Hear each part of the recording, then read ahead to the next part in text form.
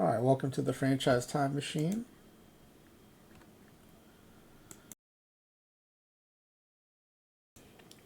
Normally, I prefer to wait until Ezra Denny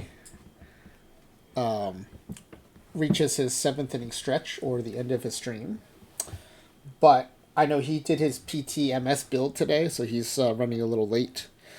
So I need to get started, or I'll be up super late tonight. And I've got stuff to do tomorrow, including streaming tomorrow night with special PTMS drops. So I did not want to be up too late. So tonight we'll be doing PTMS drafts. I've got 3 to do.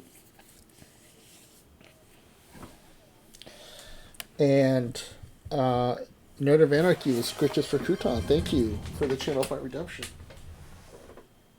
Hey, buddy. These are Nerd of Anarchy Scritches for you. Yeah. All right. Thank you, Nerd of Anarchy.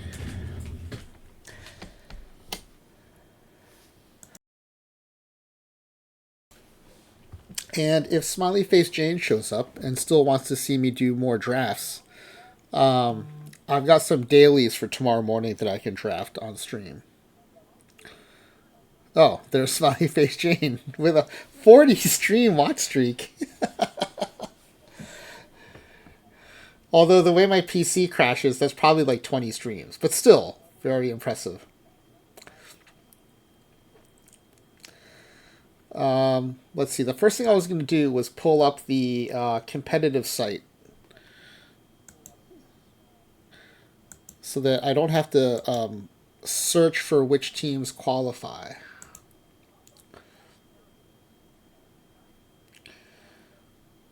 So let me pull that up. Watched a little more curling and Discord voice chat today. I think that's going to be...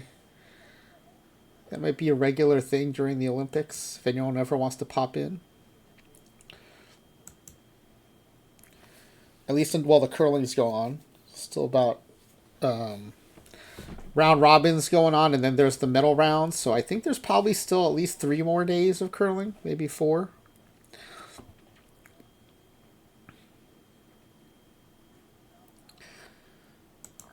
Let's see. Where is the competitive site?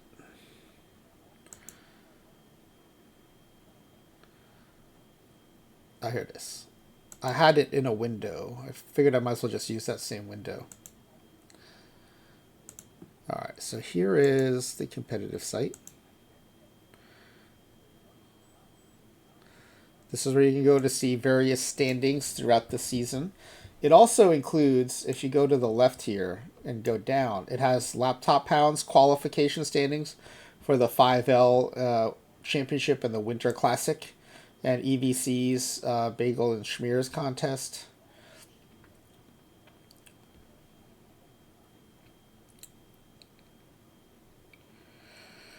Yeah, Nerdaraki, that's actually like a long-standing Olympic meme where they say they should have an average person in some of these events to highlight how good the athletes are.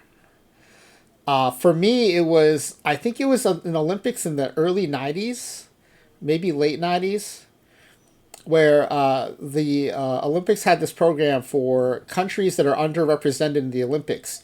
And they would give them like a qualification spot that they compete for.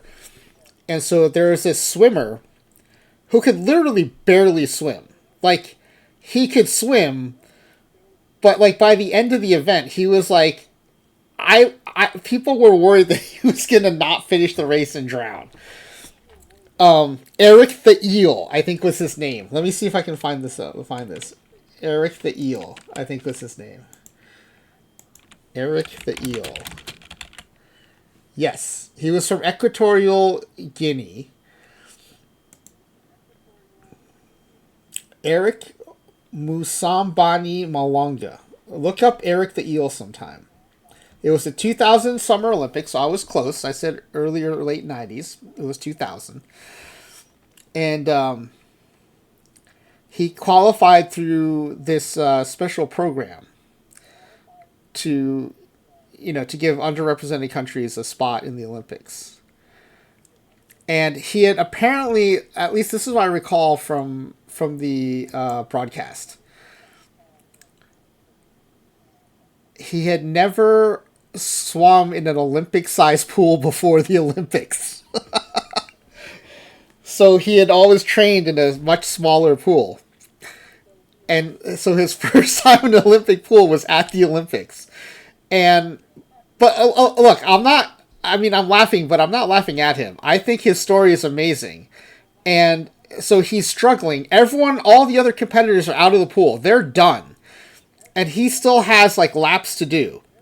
And he finishes, and the entire what do they call the swimming, the natatorium, or the entire like aquatic center is cheering for this one guy who's still left in the pool, who's in last place by minutes in a sports that's decided by like microseconds.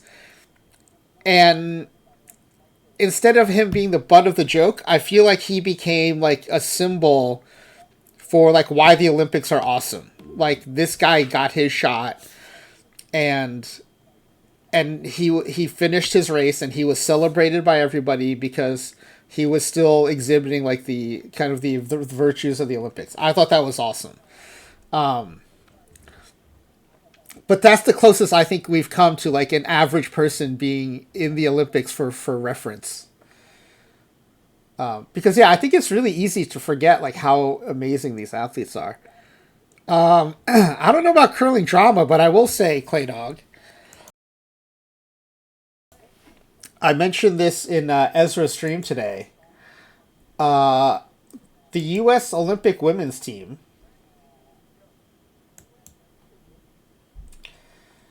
the Olympic curling team, they beat Team Canada for the first time in the Olympics ever. So I told Ezra that it was the curling equivalent of Ezra making it to PTMS, because neither thing had happened until today.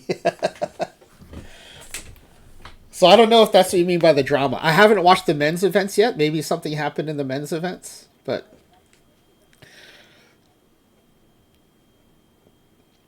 yeah, it was a fun day. The U.S. women upset Korea, and then they upset Canada, so they are playing very well. Oh, Canadian Sweden men's. I will check that out.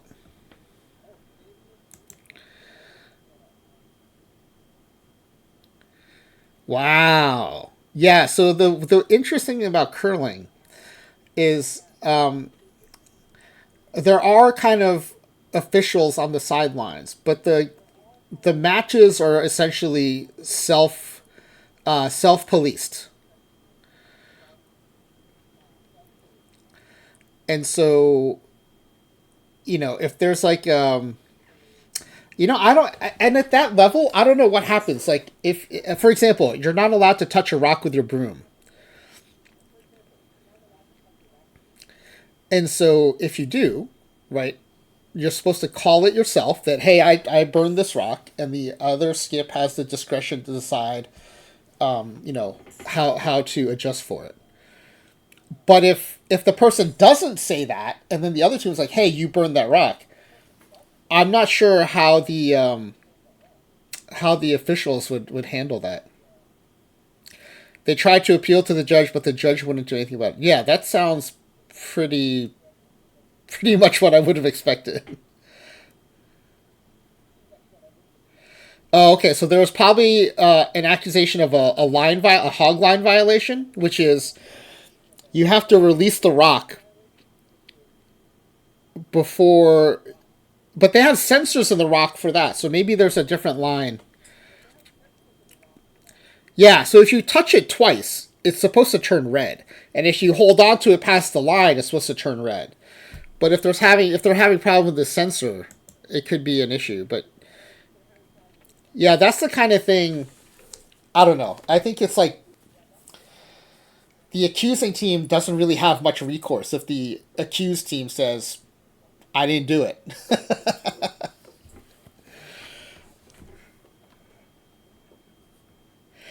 Yeah, but really, how could you prove it, right? Like a lot of those second touches, I don't even know that it would be that visible on video. Like in the playoffs, in the Super Bowl, there was that play where like they can't even tell if the football was touching the ground or not, and so I don't know that from a replay you can tell if someone's finger was like retouching the handle of the stone.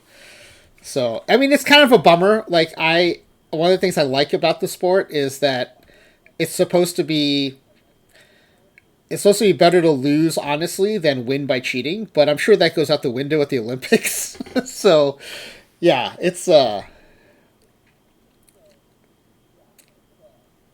it's the rock itself. Oh, that's really interesting.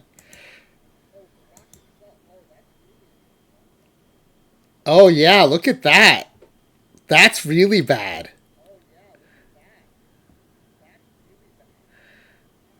Oh wow. Yeah. I mean, I'd be upset if I were the other team too, but really, like, what's the recourse? There really isn't one. There was a controversy, I think, during the Worlds, or maybe the run up to the Worlds, where like the Chinese team was accused of also like manipulating the rock after it had been released. Um, and I don't know actually whatever happened with that, but wow, well, look at curling getting in the news.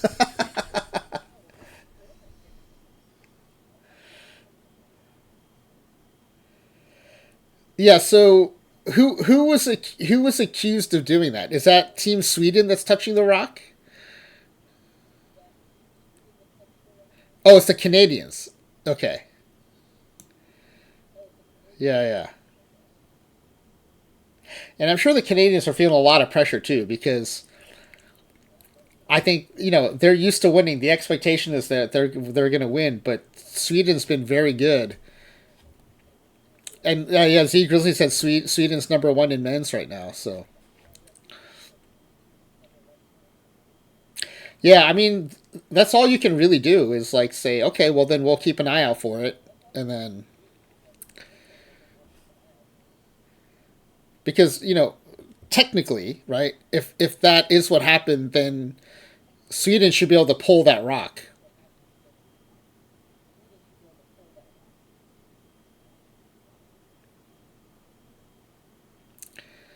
So that it is kind of a big deal. Like it would change the end completely.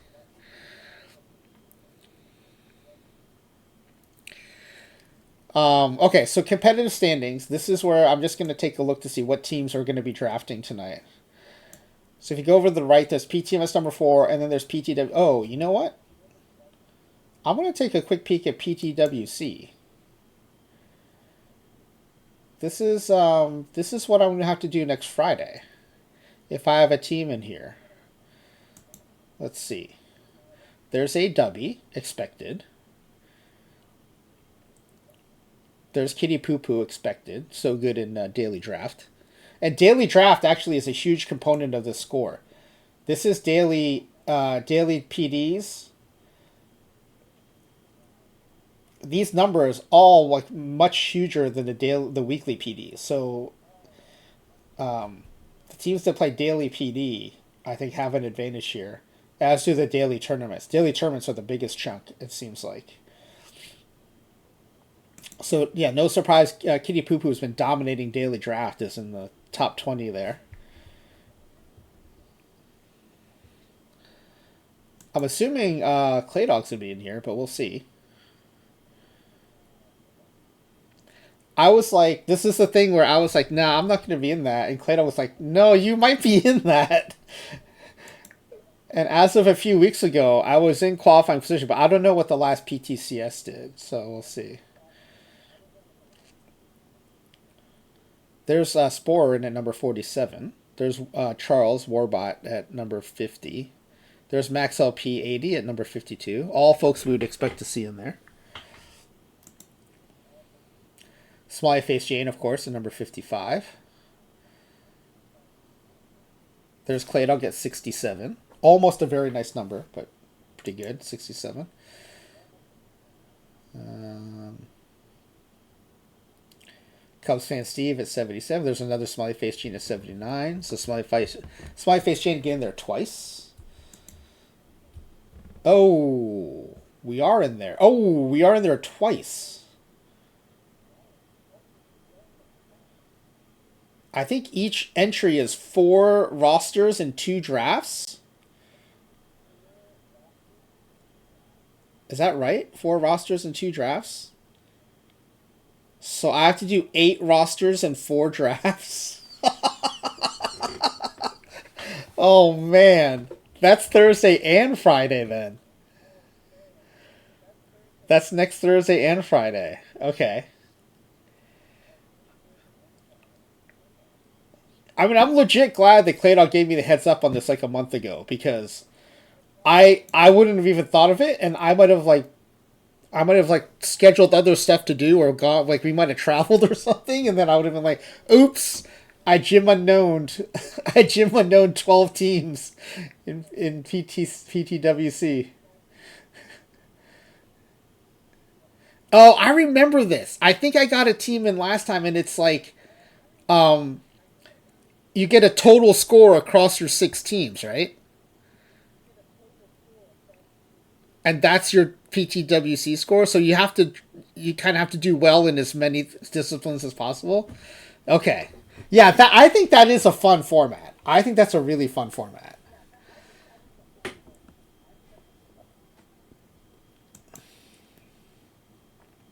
EVC getting there at 121. Congrats, EVC. Okay, look, this is not false modesty. Thank goodness it's just those two. If there was a third, I don't know what I would have done. So we're good. We're good with 2. Just outside the cutoff, Mr. Audit, Mr. the Mediocres at 130. Very good manager. T. Lasco, I see doing well in a lot of stuff. The Cleveland Spiders. Another smiley face Jane team at 138. Kind of 360. Oh, kind of 360 just outside at 139. And I think it's because you only get so many points for weekly draft. It's the daily draft that carries a lot of points. And I think that my 2 teams that got in are daily draft teams. Yeah. I mean, these are my 2 daily draft teams. It's strictly on the strength of that. Look at that. Daily traditional and daily PD. That's like 80% of my points. If there was a third, I would do the rest off stream, I think. I would just have to do it off stream. And I don't like doing stuff off stream because I think it's something that like can help people to show them like, hey, this is what I'm doing for better or for worse. And plus also like, I'm streaming almost every day, so I'm always looking for content and it's good content. But I also think, I got to get it done, so I'd have to do it off stream. Yeah, there's some really good teams that didn't get in too. That's Floyd Lloyd Boyd, who's really good at the 5L, 6L.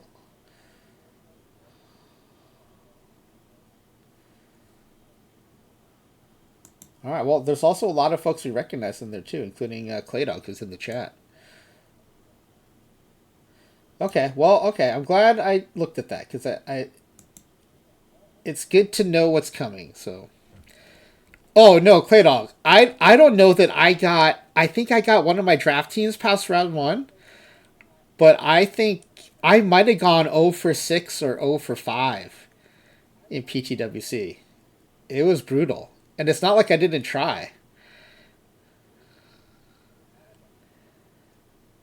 All right, but for tonight, we did our traditional, so now it's our draft. So this is draft stand for PTMS number 4.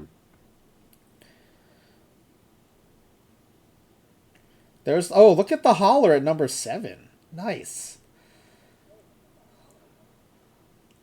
Wow. Yeah, 100 points in PTCS number 9 and 20 in number 10. So 122. That's a really good total there.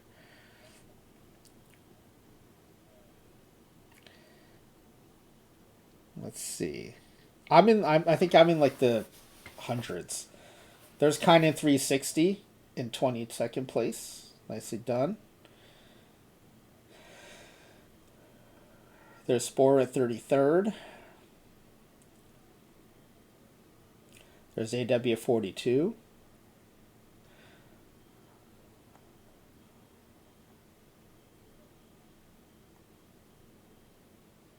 There's Claydog at 64. Exactly in the top half.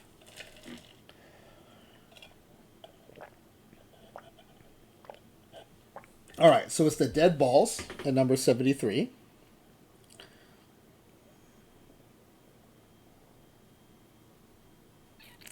C was going over his PTS stats last night. Draft had much more variance than Constructed did. There are no repeat. Yeah, you know what? I was watching some of that, and I almost chimed in to say, I was going to use Franchise to chime in and say, wow, that franchise time machine at 2.48 average rounds per tournament. That's near the top. But of course, he didn't acknowledge it. I didn't say anything. I was like, yeah, look at me up there. It was. It wasn't for the over. It wasn't for all of PTSS. It was within Draft Weekly. I think the highest was like 2.8 or something. So I was right up there.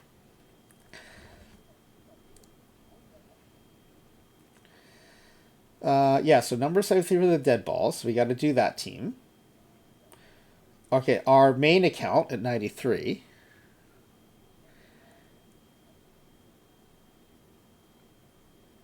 Yeah, you had some good stats in there too, Claydog, I saw.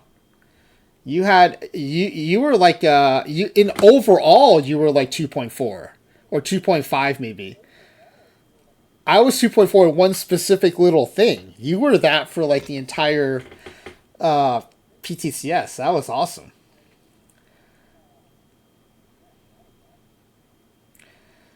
All right, it's the oh yeah, I think your number was lower, but it was for the entire thing, which is broader, which made it more impressive.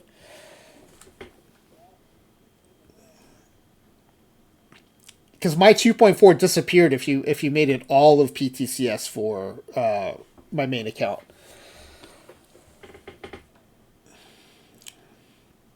All right, so it's the llamas. I'm surprised it's the llamas. Okay, it's the llamas, the main account, and the dead balls.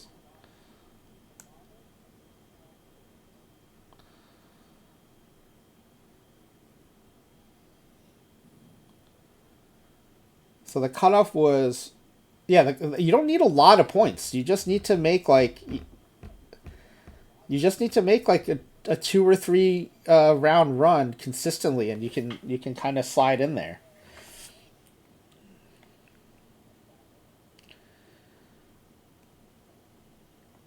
There's Seawood at 133.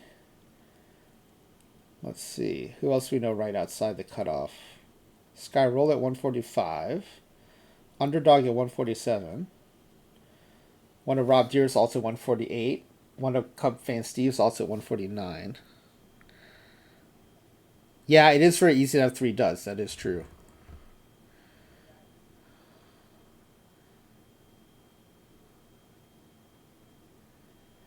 I guess with the constructed, it's harder to have a dud because you have full control over your team. But with the draft, it's pretty easy to get some bad draft RNG luck. All right, so those are the teams we're gonna do. I think let's the first one out's always the roughest because we're getting a feel for the format and everything.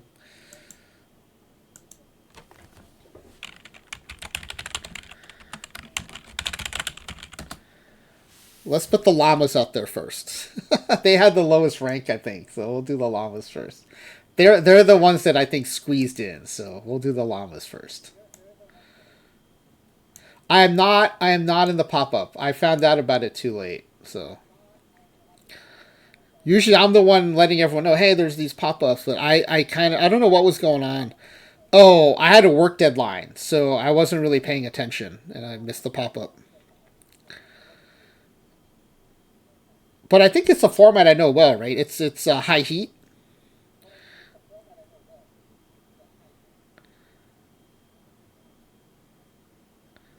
So this should be the llamas, but I'm not seeing my entry. Oh, there it is.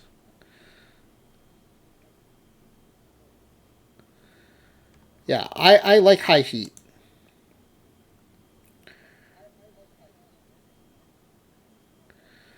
So here's the thing about high heat. You get 6 rounds of perfect and 7 rounds of diamond. And the first 2 rounds are 101 plus. Okay, thank you. That's helpful. The reason I bring that up is because most of those 2 level drafts are 7 rounds of the higher level and 6 rounds of the lower level. And when you have 7 rounds of the higher level, it's enough for 5 starting pitchers and 9 position players. So a full starting lineup and a rotation. But when you only have 6 rounds of the higher level, you have to figure out, do you want to give up rotation spots or do you want to give up starting bats?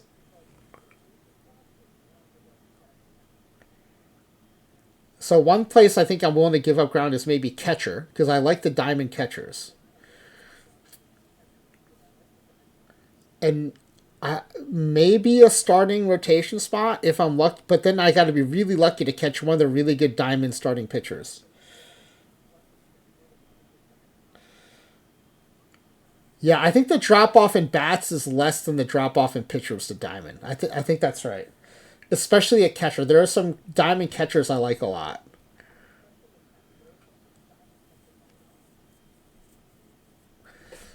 All right, so let's see. Run environment, modern era.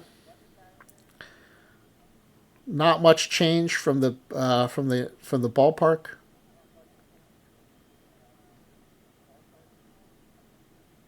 Okay.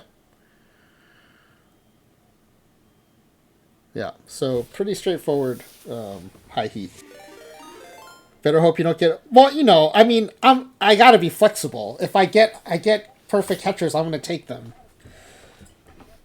But if I have the choice, Ezra Denny, thank you for the raid.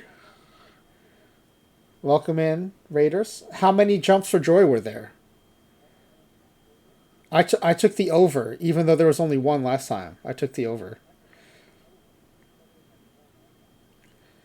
Again, less than 6. It's kind of surprising.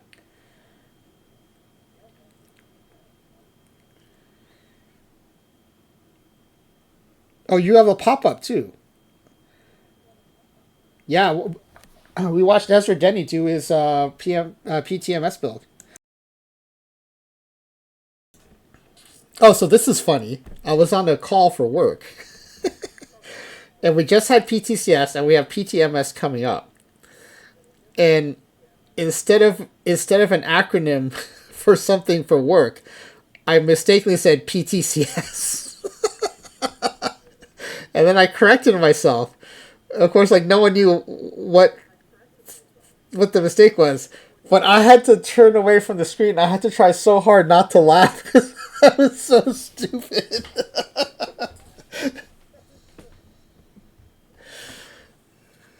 So yeah, so it was another 4-letter acronym, but it was not PTCS.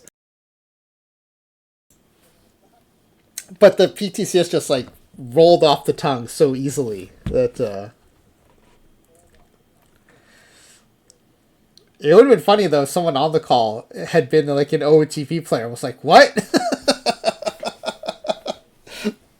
But yeah, there was no sense of recognition from anyone on the call. All right, so we're gonna do this. Good luck tomorrow, Ezra, with your roster that you built tonight. I did build 2 rosters last night. I boosted the variants this evening. I know, right? I don't think anyone else won 2 PTCSs in the same day. So I think it is the Clay Dog series. Maybe you can make PTMS the Max LP80 series tomorrow.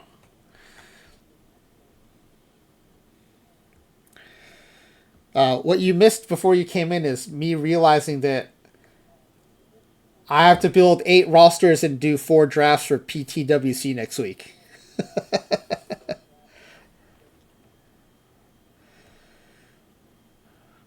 JDA was which one's JDA? Oh, is that lowercase J underscore D underscore A?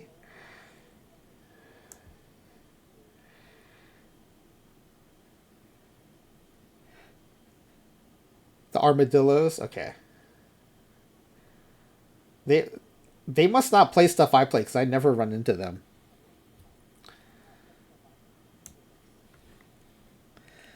All right, so let's do this. I am a fan of the high heat drafts. It's a format I like, so let's see how it goes. We got 3 of these to do tonight.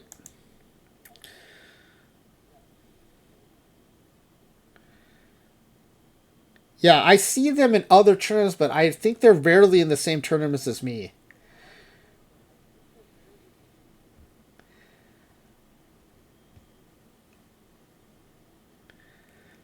All right, oh, we got our daily login bonus. Oh, maybe someone in chat knows. Correct me if I'm wrong here, but I told someone I know that so they have their OOTP account, but they've never created. They have their license, but they've never created multiple teams with it. And I told them that they might want to do that before the new game comes out, so that the new accounts would get the loyalty packs. Is that accurate? If they were to create 2 more accounts like today, when the new game comes out, would all 3 of their accounts get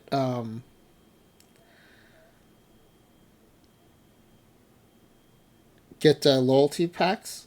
They would. Okay, yeah. So I did give her correct information then. Oh, hey, this is not what I was expecting. This is 7 rounds of perfect. So we can build an entire lineup and rotation. Because I think the high heat in the daily high heat, I think, has 6 rounds of perfect, where all the other 2 level ones have 7 rounds of the higher level. So this is great. This is awesome. I don't have to make that hard decision then of what to give up.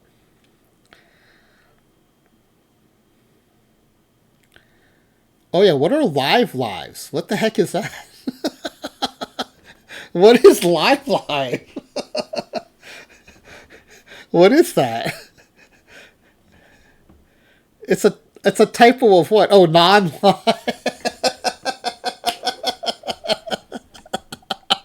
Okay, I hope this becomes a thing like 30 Tooth, where it just becomes live. All right, so we get 7 rounds of perfects. All right, even better. All right, let's do this. Let's see. Probably Ted Williams and Max Scherzer, although maybe Mike Trout.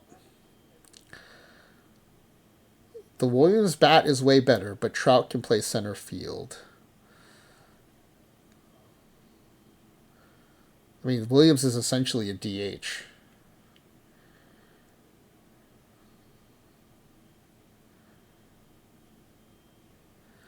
But I think I'm going to go William Scherzer here.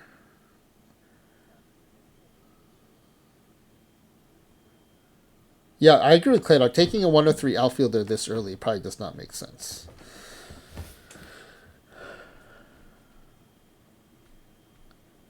But I don't love that Ted Williams is either a corner outfielder or a DH. Already using up that DH spot is not great. Pedro and Pop Lloyd are my gut choices at first. Pop Lloyd gives me almost as much flexibility as Zobrist and is a much better bat, so I think it's these two.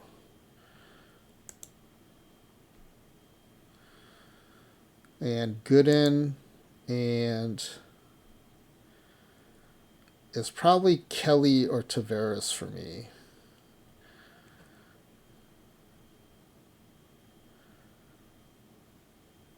Or maybe we just take Perdomo or Ozzie Smith. We're going to need infielders eventually, but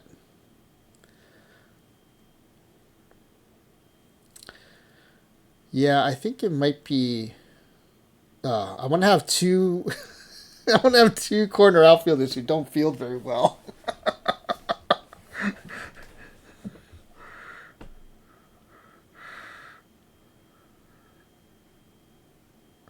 Yeah, I think it's Tavares. Modern era.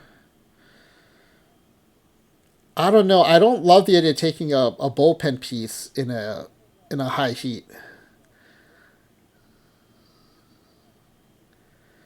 I just won't get enough leverage out of him, I think. So I think I'm going to go Tavares here.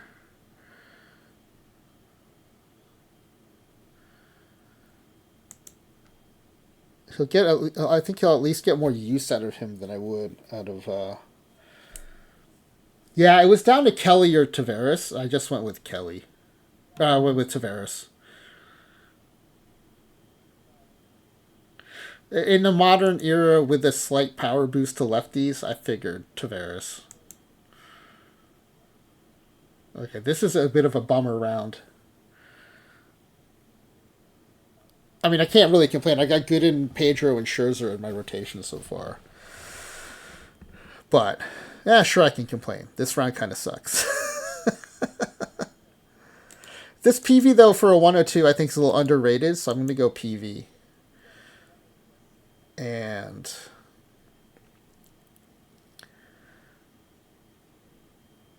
oh man, I don't know. Seager's very splitty, and I don't like his defense at short.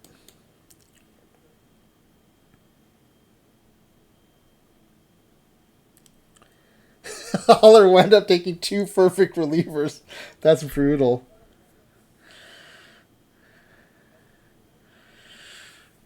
Yeah, see, Duncan, we had already been talking about doing a re-roll for Creator Roster too. So it was funny when people started talking about it for Perfect Drafts. I was like, yeah, we're on top of that over here in Creator Roster land. I think it might be Seager though. I can't see a better pick here. We'll take a splitty shortstop who's not great with the glove. Z Grizzly, thank you for the script of the crouton. I'll redeem those after this draft. Yeah, I think it's Seager and PV. That's a bit of a bummer round. We'll go Mantle and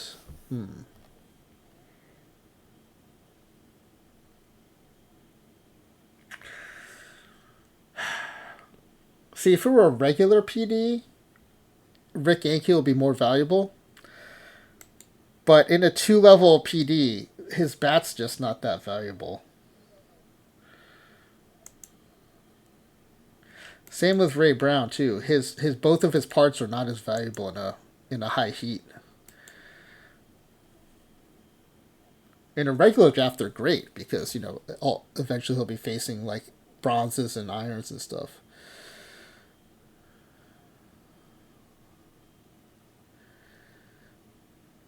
It's still actually, if I take Ankiel, then Williamson go to DH. That would be the benefit taking Ankiel.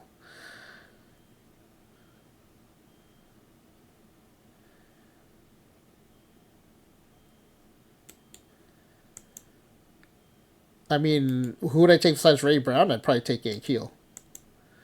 Because this bat's not going to do anything. Right? So I'm really just taking this arm. And this arm is almost as good as that arm, and this bat is pretty good.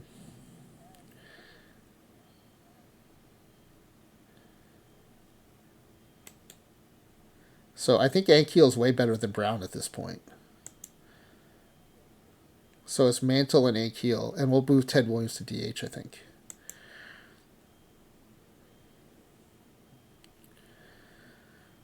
All right, so we got 4 starting pitchers, and we don't have an infield. We've got an outfield and a DH already.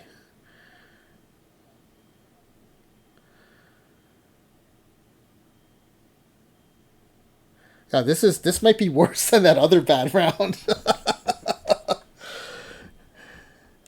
I mean, Ponce is probably the best starting pitcher here, which isn't saying a lot. It's close with Felix. Yeah, I think it's Ponce. That's a bummer. But Ponce would be the best starter. The best bat's probably Fisk, but Holiday gives me the most flexibility, I think. So I think it's Holiday Ponce.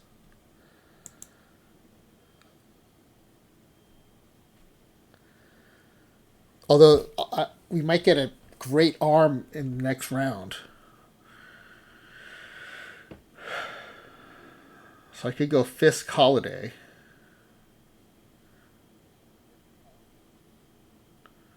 But I'm kind of counting on getting a good arm in the next round.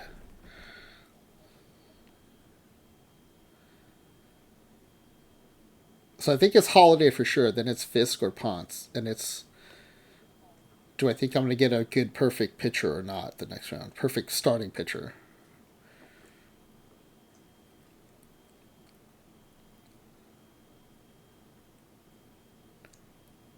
There's still a lot of good 104s and 105s out there that we haven't seen.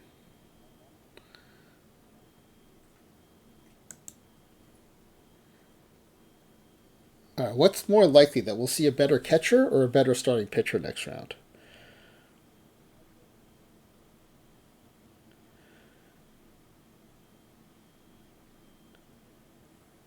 There's Campanella. There's the 105 Josh Gibson. There's Biz Mackey. Yeah, I thought it was too, but it turns out you get seven. You get 7 rounds of perfect.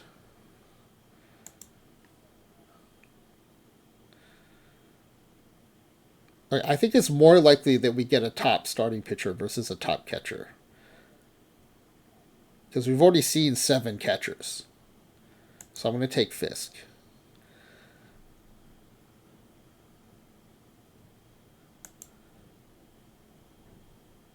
All right, Bullet Joe. And Tip O'Neill. Now we have too many outfielders. Can anyone play first base? Oh, well, my best fielding outfielder can play first base. Mickey Mantle can play first base. Dang it. All right, if I do this, Tip O'Neill plays left. Ankiel plays center. Tavares plays right. Williams goes to DH, and then Mantle plays first.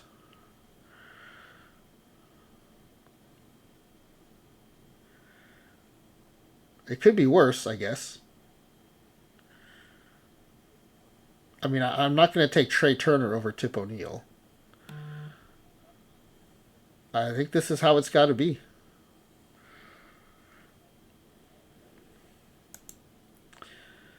All right.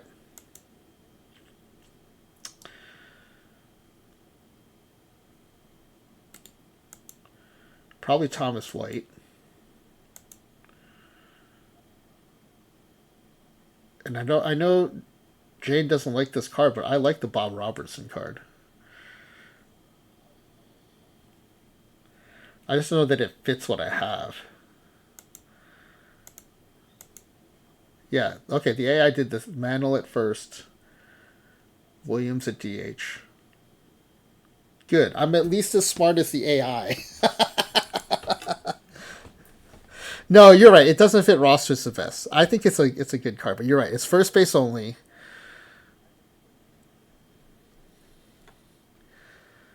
But there's not a lot here to like.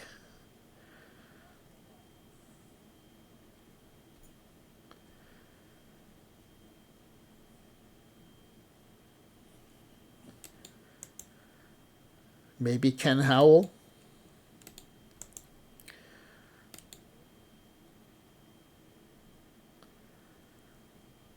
I don't think Hiller. No.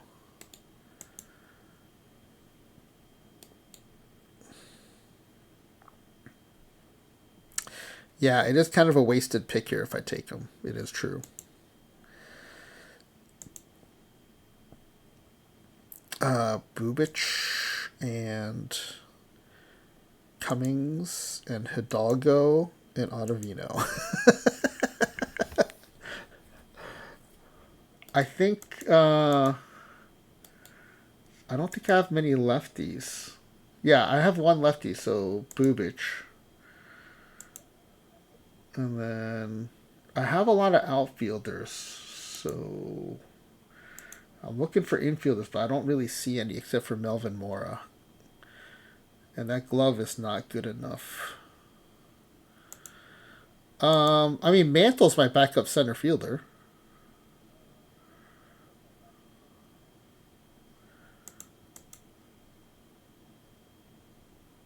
I don't mind. Well, although he is a starter, that's true. That is true. That is true. And I do like Hidalgo's bat. I kind of wanted to take Bubich and Hidalgo and Cummings.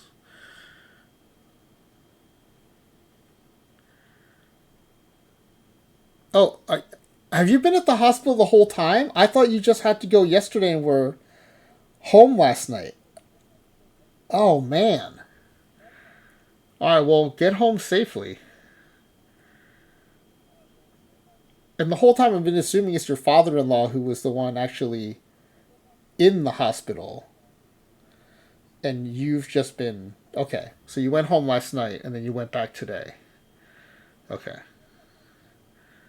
So I finished saying, really, would you prioritize taking a backup center fielder right now versus two good pitchers?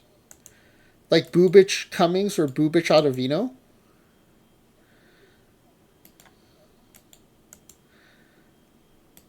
These are both really good diamond pitchers. I mean, Hidalgo's a really great backup center fielder. Don't get me wrong. I just don't love the idea of passing up on these pitchers.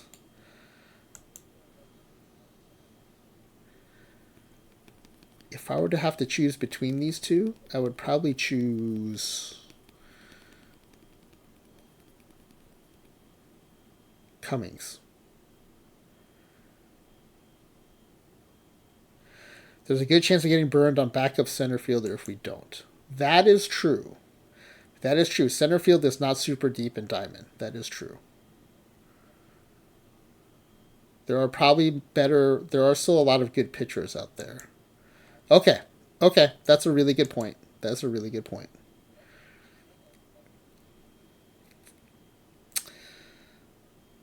Okay. And I'm glad we have Hidalgo because I like him a lot better than Andrew Jones. So that's good. I think Matt Strom is fine here for the lefty. I think Odell is too splitty. I really want to take Daniel Murphy, but I don't think it makes sense in a high heat. Although, what's my depth chart looking like on the infield? He's not a good fielder, but he does cover a lot of positions. First, second, and third.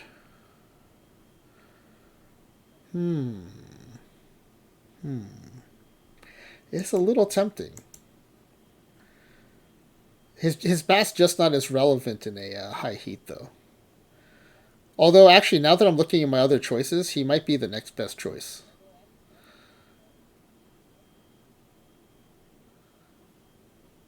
It might be Strom Murphy. I think it is, actually.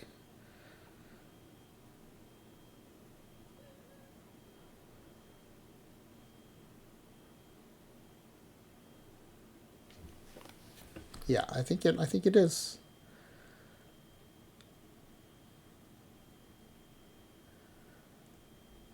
This is a much more compelling card in the Diamond Gold draft, but I think it's still Daniel Murphy.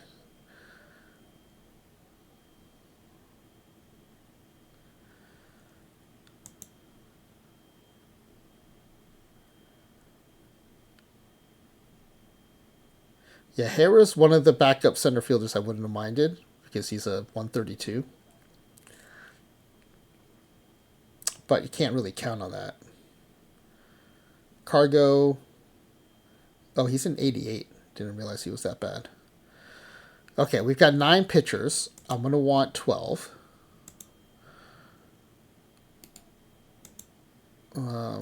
Venters is okay. Not great. I need infielders.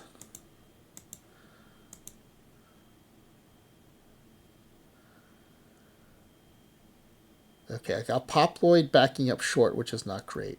And we need the 2 musts are a catcher and a shortstop. It's like Tony Fernandez, or in a pinch we could take Aaron Hill. We do have a backup catcher? I don't think we don't have a backup catcher, do we?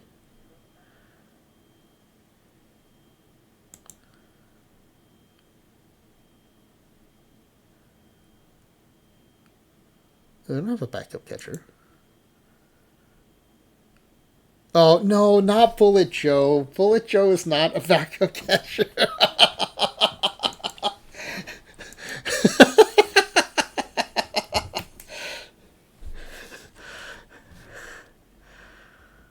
All right, we only have 1 shortstop left. So do I take Aaron Hill because I'm afraid we won't get a shortstop?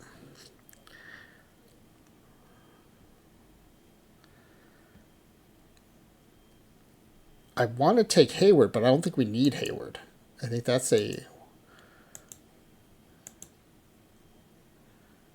Yeah, we've already got Hidalgo. We don't need Hayward, so I'm going to try to get that out of my mind.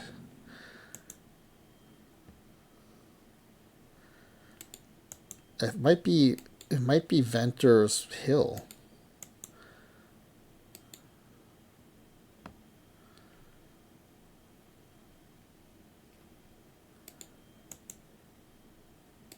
Or it could be Jenks Hill. Speckle, thank you for Scritch. I'm now 2 sets of Scritches behind during this draft.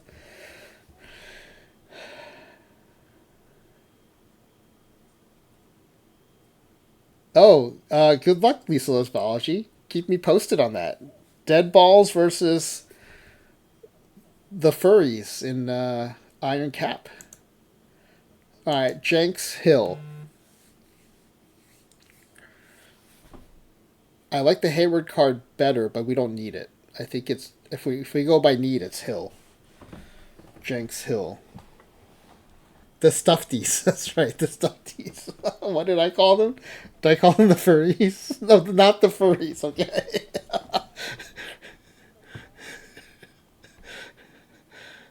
I think it's Jenks Hill. I don't see another choice there. Spyface Jane, what do you think? I want to take Hayward, but I think it's Jenks Hill. I want to take Hayward or Sosa, but I know it doesn't make sense. So I think it's Jenks Hill.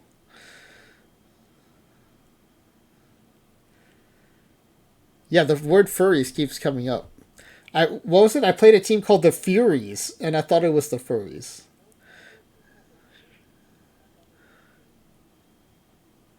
All right, it's Jenks Hill, unless Smiley Face Jane talks me out of it. But the fact that I'm taking Jenks and Hill means this is not a deep run team. It's a foregone conclusion. No deep run team has Aaron Hill and Bobby Jenks in it.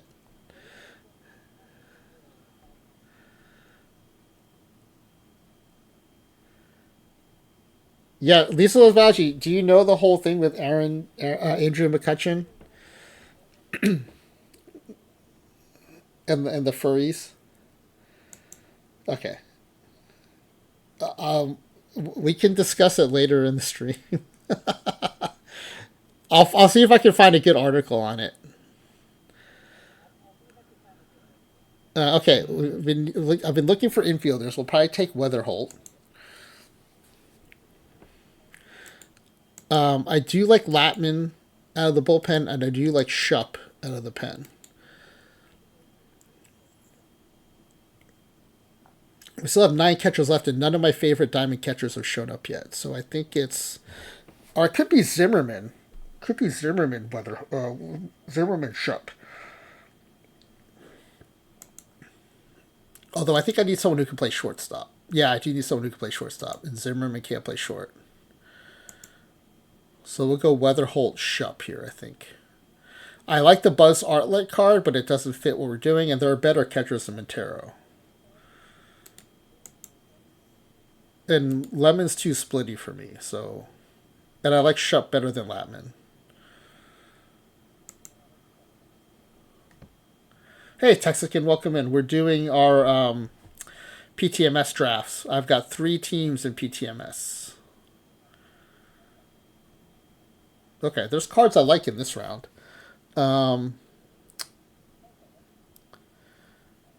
We could take a real first baseman and put Mantle back in the outfield. What would that look like? What would that outfield look like? Mantle, O'Neill, Taveras.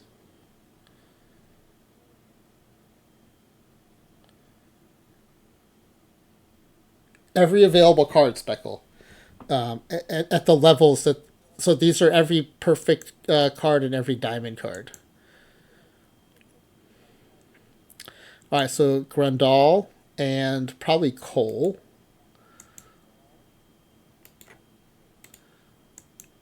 I know Spyface Jane doesn't like this Greinke card, but I think it's okay.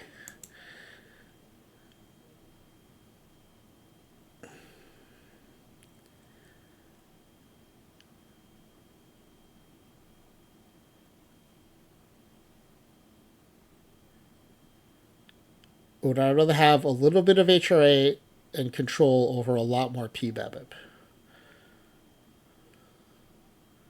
And a little bit of stuff. There's a stuff advantage for Cole, too.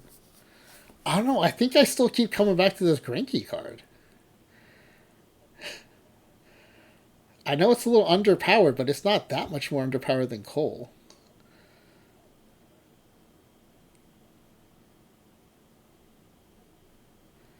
No, it's random. So there are several people in the chat who have also done this draft, and they would have all gotten different choices. There's a lot of RNG. Spotface Jane, do you? I know you're not a big fan of the Greinke card, but do you at least like it better than the Cole card? I'm leaning Greinke Grandal. We only have 11 pitchers.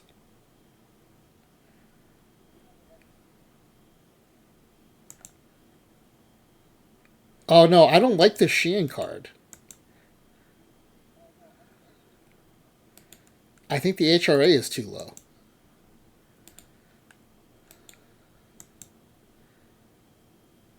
Do you think the stuff makes up for the HRA?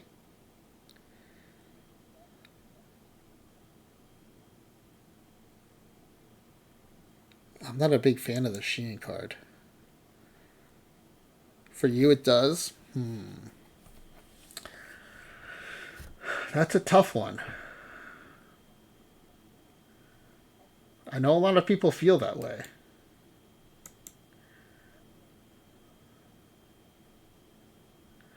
I mean, I don't know. These two look pretty comparable to me. I'm just kidding. It was Sheehan. There you go. Sheehan Greinke.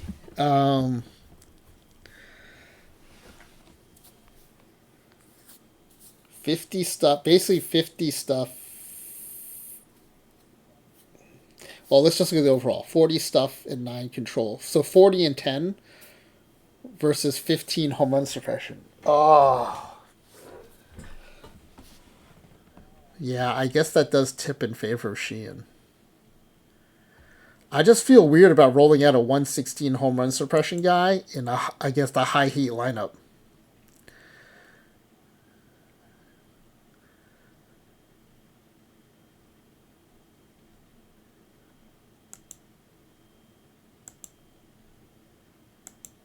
I mean, this is probably going to be a low leverage pitcher anyway, given all the other pitchers we have, so...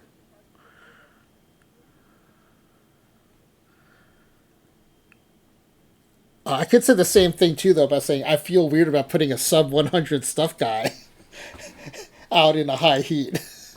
Because he would also be my only sub-100. So we're either talking about the lowest stuff guy in the pitching staff or the lowest HRA pitcher in the pitching staff.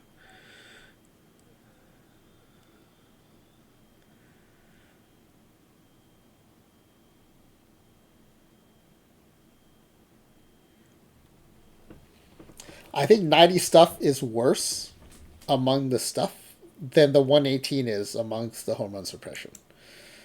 So I think I'm going to switch to Shein.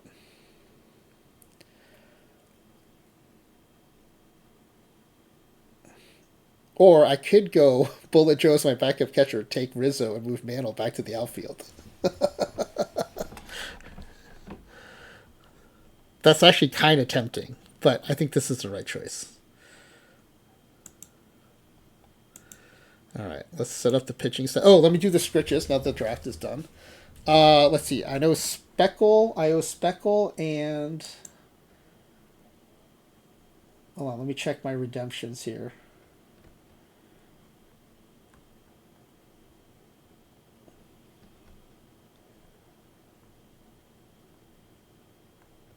It was Speckle and hold on. Viewer rewards, channel points, manage channel points. It is really hard to get to the list of redemptions. You would think it would be like a single click to get to it.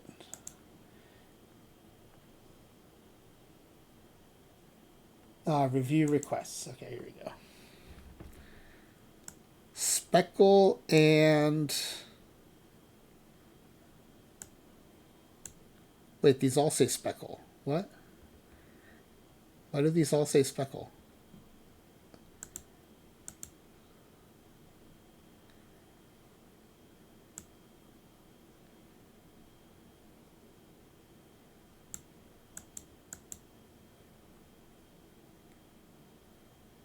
Wait, why are these from 6 months ago? What?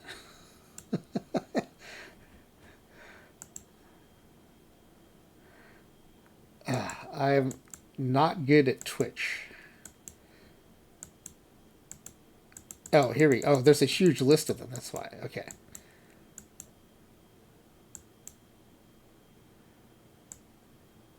Oh, Z Grizzly. Speckle and Z Grizzly. 2 sets of scritches coming. Z Grizzlies are first. Hey, buddy. There's some Z Grizzly scritches. There you go. There you go. Alright. Now, you got some Speckle scritches coming, buddy.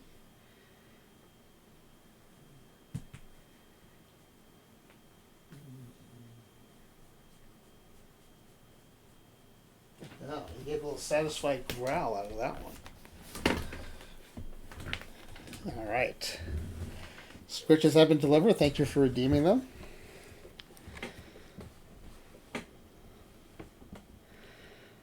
All right, let's see. We're going to go all righty rotation. So that's going to mean putting Bullet Joe in there.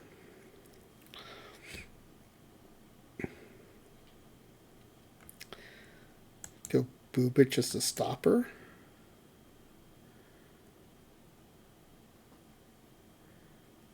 And righty stopper is going to be... Oh, man. After all that, am I going to end up putting Shein in as my stopper? No, Ken Howell. Ken Howell.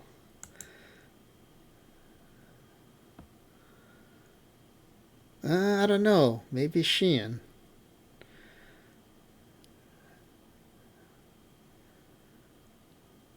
I don't trust Howell's P-BABIP, I think. After all that, Shein's my stopper. I think I like Shupp as the closer on top of that. And then we'll go Jenks, Stram, Howell. Oh, wait a second. Ankiel is actually... I haven't factored in Ankiel.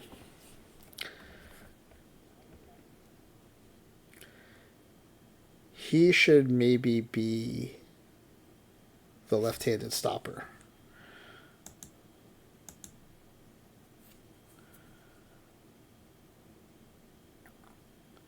Then Bubic moves to middle relief. Thomas White can then go to long relief. Actually, I might move Thomas White to closer.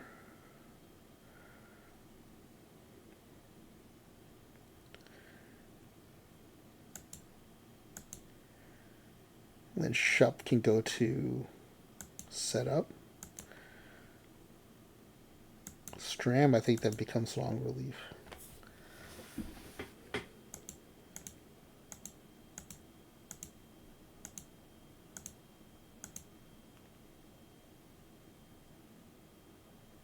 This is where maybe Akeel backs up middle relief and Shup backs up closer.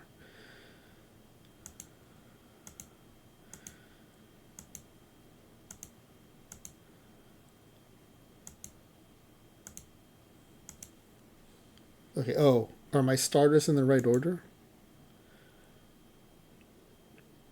Gooden, Pedro,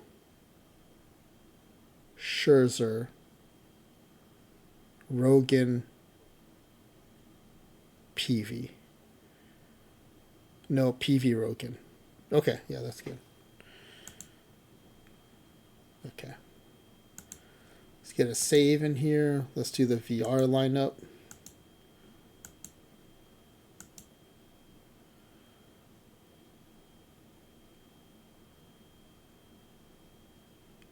Actually, let's do the overview. I do want Fist starting versus lefties. Okay, VR.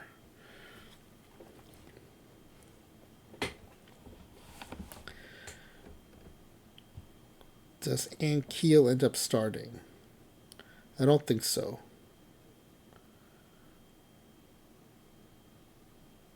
Oh wait, Rogan's my center fielder? Hold on. Let's do this. Let's make Mickey Mantle center fielder again. And then let's just start over.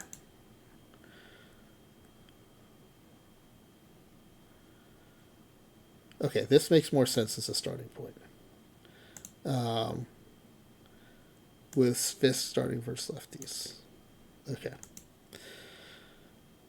Mantle in center, Lloyd at second. All right, so the outfield is O'Neill, Mantle, Taveras. Williams at DH. Makes sense. Rogan at first. Daniel Murphy backing him up. Don't love the backup, but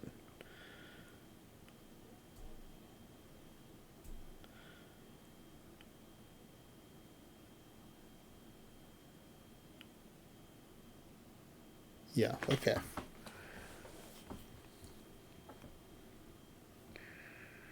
We don't really have any base stealing here, so the lineup's just gonna be based on Ankiel.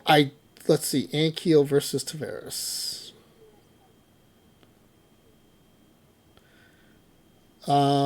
I'd rather have the 15 more I than the.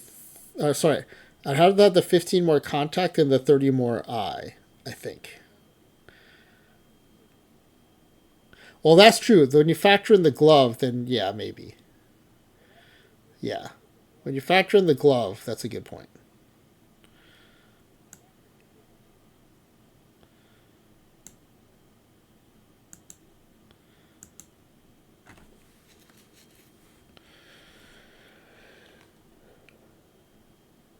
All right, let me see if these are the right starters. It's easier for me to look at it this way. O'Neill, Mantle, and Keel. Seager, Lloyd, Holiday, Rogan, Williams. Yes, I think that's the right starting lineup. In terms of batting order, there's not really base stealing this team, so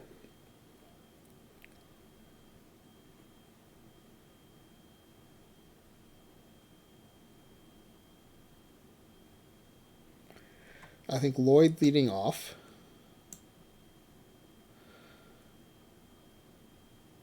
Lloyd, Mantle, Williams would be nice.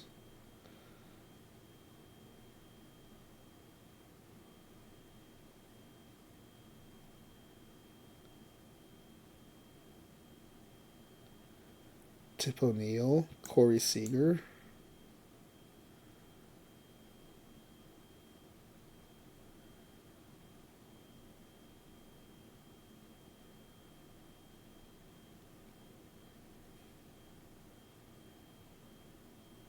The bottom of the order is going to be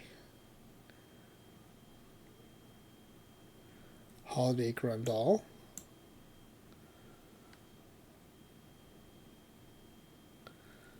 So Rogan and Keel. I think it's saying Keel Rogan.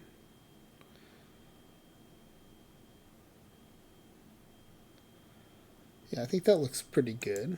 And then Tavares, #1 behind Williams. Tavares, #1 behind Ankiel. So if Ankiel pitches, Tavares starts, which is great.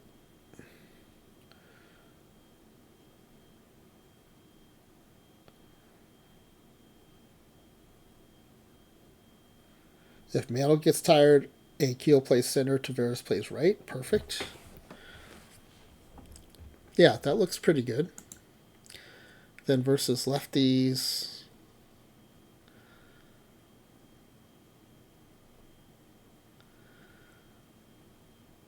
Tavares over Ankiel for me versus lefties. Although maybe it's Hidalgo at that point. Yeah, Hidalgo's glove is so much better. Maybe it's Hidalgo in right.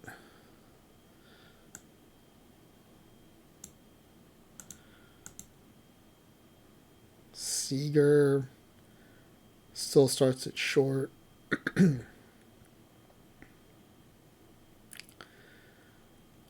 Rogan still starts at first. Yeah, I think that's all still the same. I think the top end of the lineup is also still the same.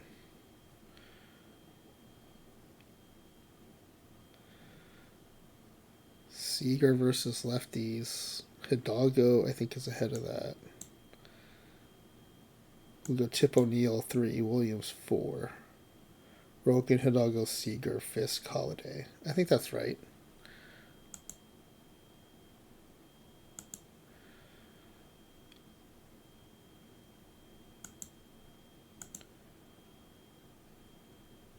Okay.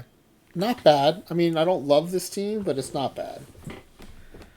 I think it has a chance to, like, win a round, maybe. Definitely does not feel like a deep run team, though.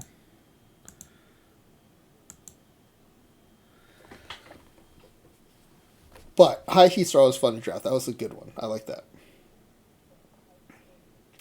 We had 2 just terrible rounds, though. That was rough. Those 2 rounds were rough.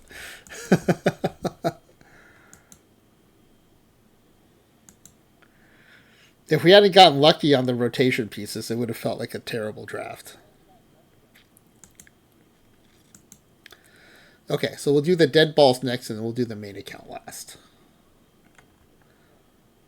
After the dead balls, we'll do a wheel spin, too.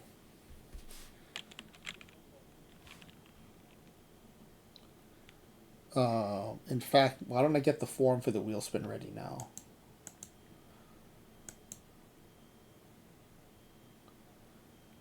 I like the kitty poop is always right there with the wheel, the wheel emote. All right, here's the wheel from last night. We'll clear out the names. And let me get a form ready. So I was watching some speed skating. Spoiler alert, if you don't want to know what happens in the men's 10K.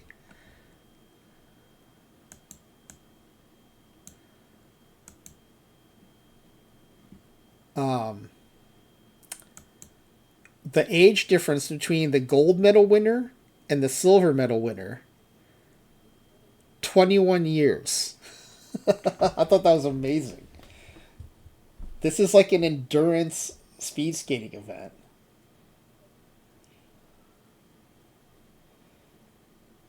And the age difference is 21 years. 19-year-old gold medalist, 40-year-old silver medalist.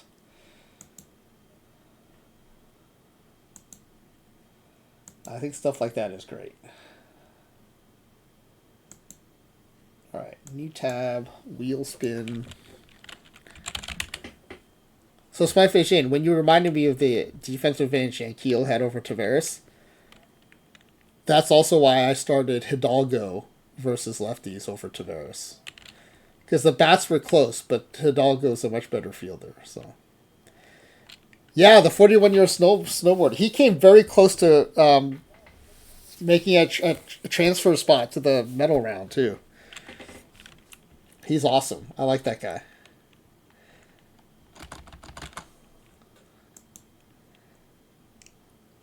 He was like, I heard the announcers talking about this is my last Olympics. He was like, if I can still, if I'm still enjoying it, I'm gonna be back. I'm like, yeah, good on you, man. 45-year-old snowboarder, 45-year-old Olympian. That'd be awesome.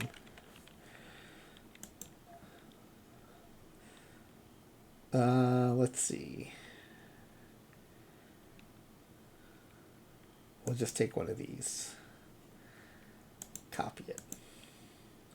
What's the episode number tonight? 588.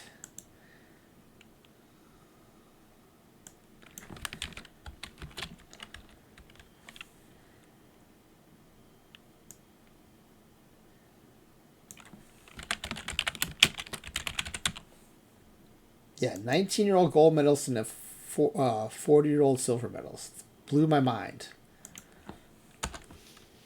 Blew my mind.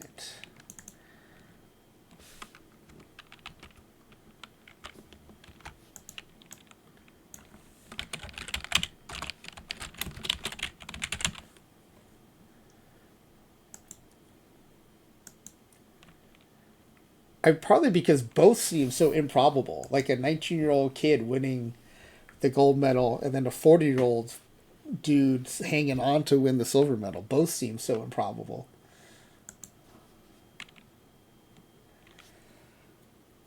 All right, so here we'll finish this draft. I've got the form ready to go. Right after we do this draft, I'll put the wheel spin form up and then I'll take my BRB.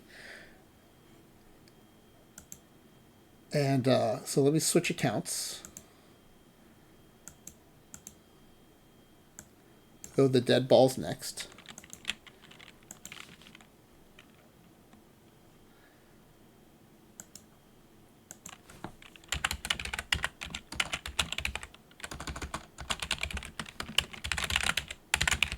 I could have sworn that the daily high heat only has 6 rounds of perfect, but maybe I'm wrong. Sign up for a quick. Get into iron up to 1969. Is there anyone else in Saturday Iron Warriors? That's a fun one. Oh, Iron Cap is the one where we're playing Lisa Loves Biology. Let's take a peek at that.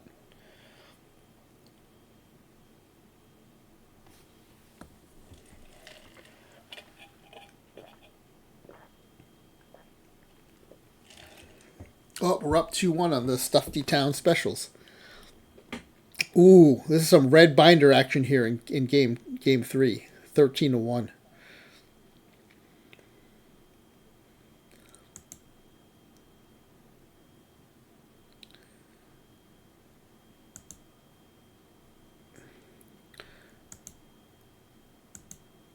Let's see. We won game 1. They won game 2. We won game 3. So we're alternating wins here. Oh, it's a best of. Is it a best of 5? Okay, this is an elimination game coming up then. Oh, let's hide scores. The sim is about to come in. Let's watch this elimination game.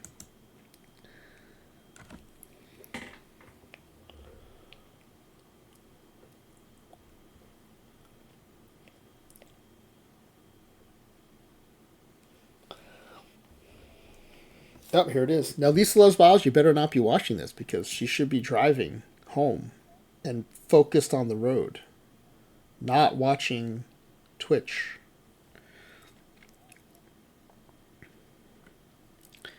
All right, let's watch highlights. We're up 2-1.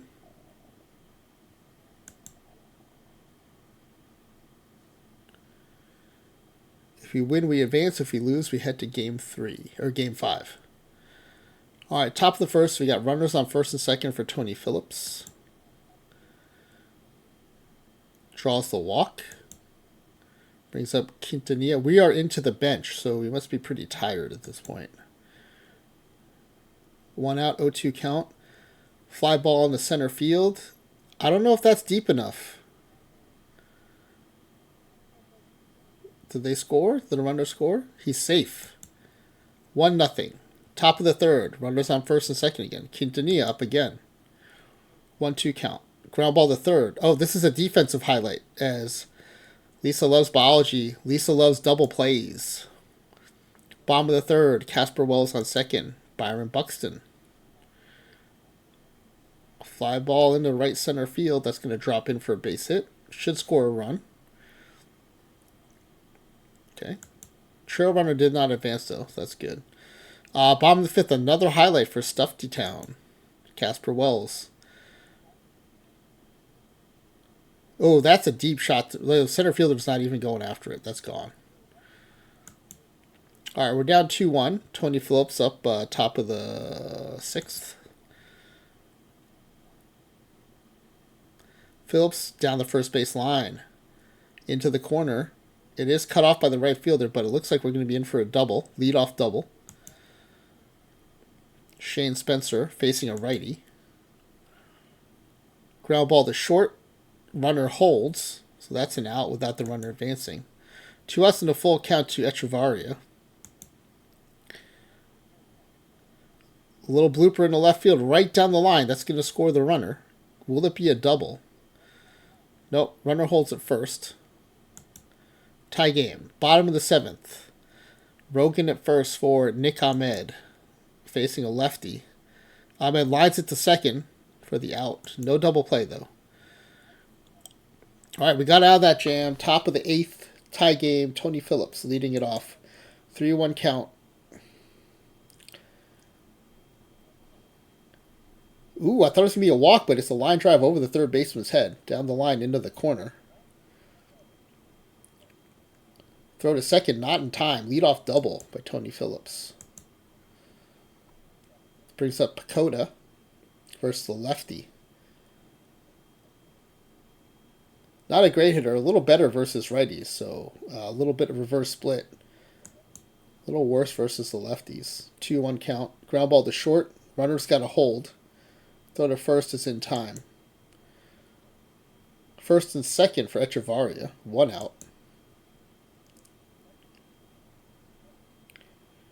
Ground ball to the shortstop. It's a slow roller. He's going to have to eat it. His base is loaded on the infield hit for Tommy Leach.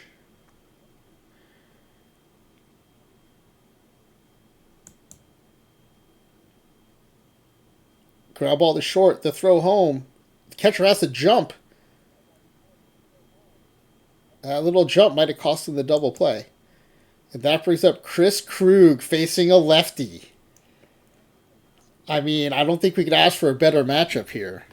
Even though Brad Hand is pretty good. Tie game, top of the eighth. 2 outs, 0-1 count. Line drive, smashed up the middle, base hit. Chris Krug coming through versus the lefties. That's a 2-run shot. Stuffy Town Litton up facing the lefty with 1 out. Ground ball up the middle. That's going to be a base hit back through the box. That brings up Byron Buxton. Ground ball to third. Throw to second. No turn. But we get out of the jam. Top of the ninth. Two-way Michael Lorenzen facing the righty. Still not bad versus righties, especially L5. So I think we're okay with this matchup. Yeah, blooper in the right field for a base hit. Brings up Pacoda. Ooh, line drive into the gap. Might score a run here. Pacoda's in at second. Did they send the runner? I guess not, because we did not score a run. We're up by 2. Storm Davis is in, facing Tim Beckham.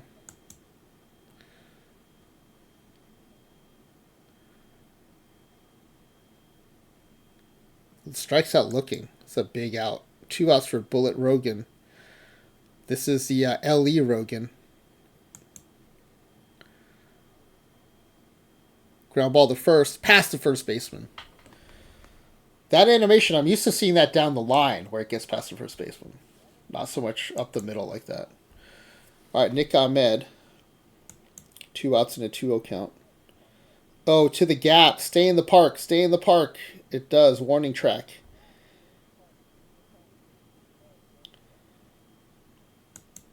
Okay, it's second and third. 2 outs to Casper Wells. I mean, the best thing I can say here is at least we have the righty-righty matchup, but don't love this. Fly ball to left, and it stays in the park. Woo. GG's. Lisa loves biology. That was a tough game. All right. We do advance.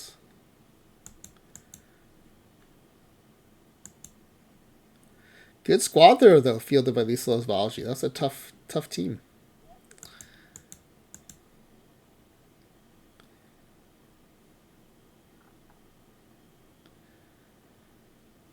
So, yeah, who do we have next?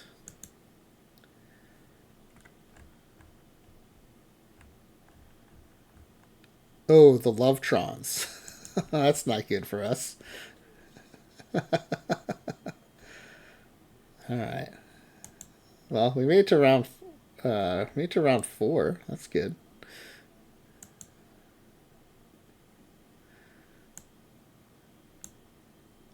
$15 clubhouse stars, 4 standard packs. Not bad.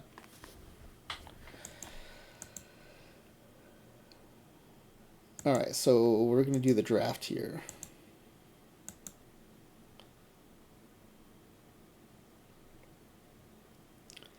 It's good. Lisa loves biology, being very responsible, not watching Twitch while driving home. All right, PTMS, PD number 4. Same thing, 7 rounds of perfects. First 2 rounds are 101 plus.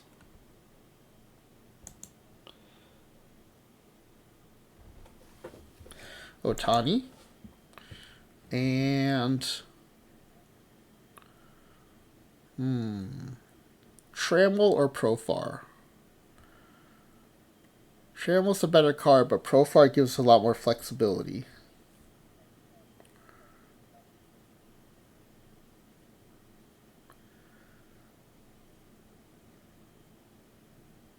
I think we could just go Trammell here.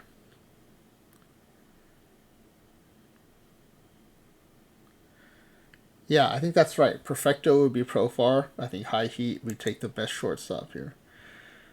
Yeah, I agree. That's a good way to put it.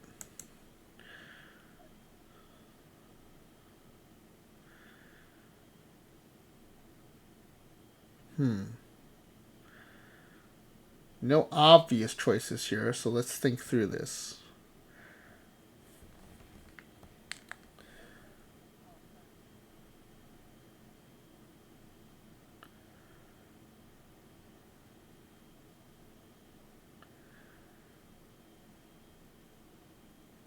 I mean, for low power eras or stadiums, I like this Olerud card, but we are in a higher power environment.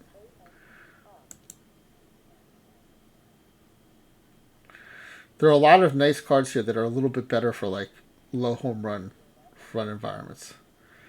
McCarver, Crawford, Olerud, Utley, all I think better in a lower power run environment.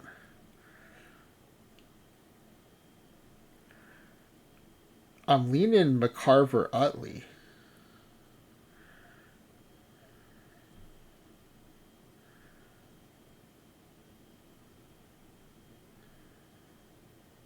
Oh, this Murray card's pretty nice.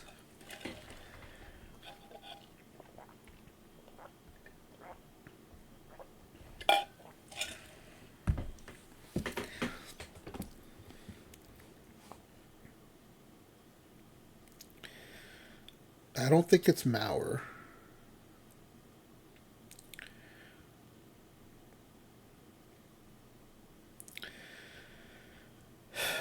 I guess I don't think it's McCarver. I think it's Utley Murray.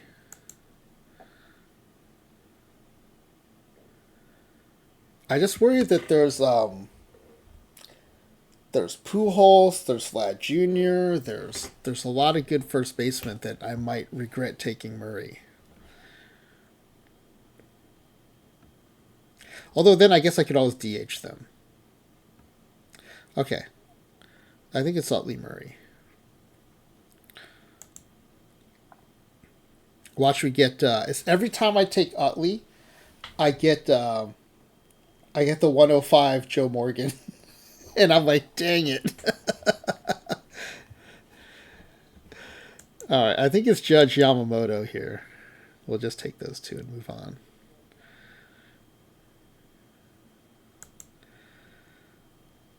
Let's see. This is not a great set.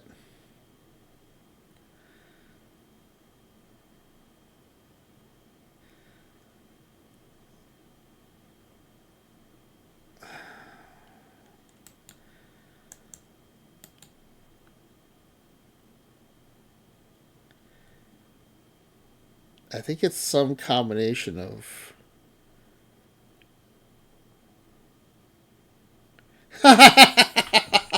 Spy face, yeah, that's funny. Because we took Murray, we can't take Derek Lee. Or Bob Allison. I think it's a combination of either Willits, Cravath, or Perez.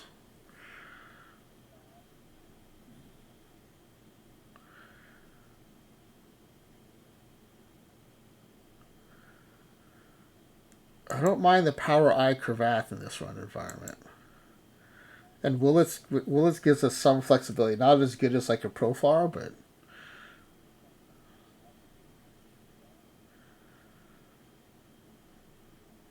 It might be Cravath, Willits.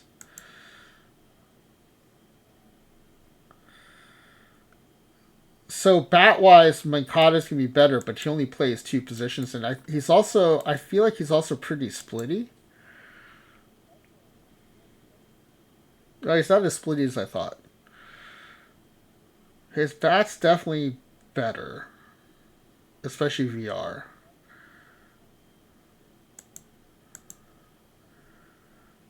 But Willits is so much more flexible.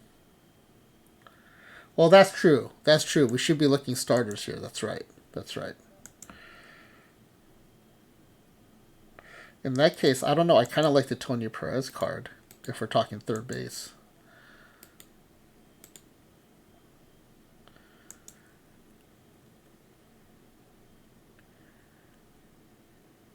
Yeah, in that case, although his glove is pretty bad at third. Yeah. I think it's Perez with the idea that maybe we DH him if we get a better third baseman. But I'm really punting on third base defense if I take him. But his bat is so good. I think I'm willing to risk it. So Cravath, Perez. Problem is I'm taking two DHs here. Otani's gonna have to play right field. Or left field.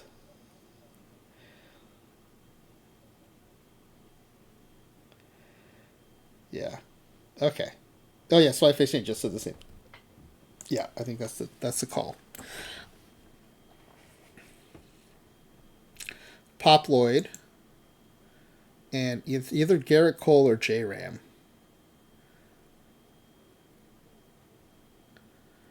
I think it's Cole. We need pitchers, so it's gonna be Cole.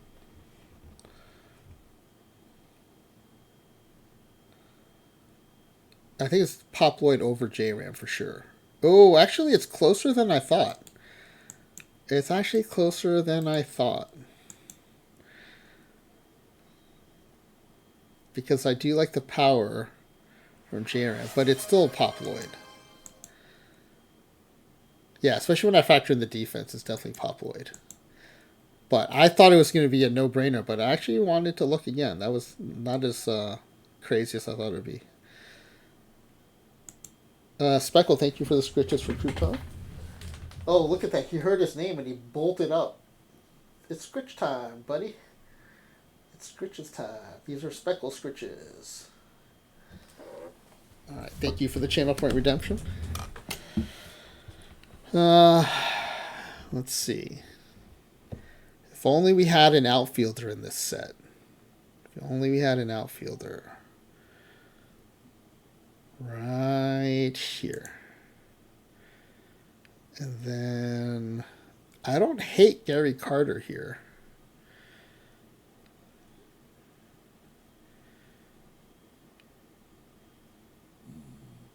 Especially given the rest of the set, I think it's Gary Carter.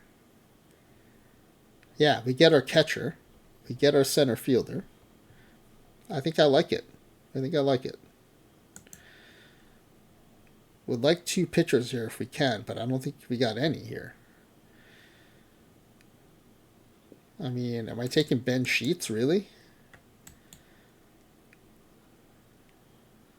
I think I am.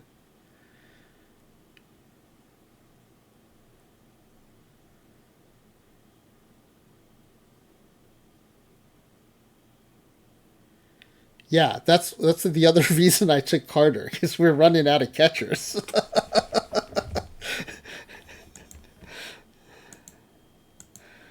All right, let's see.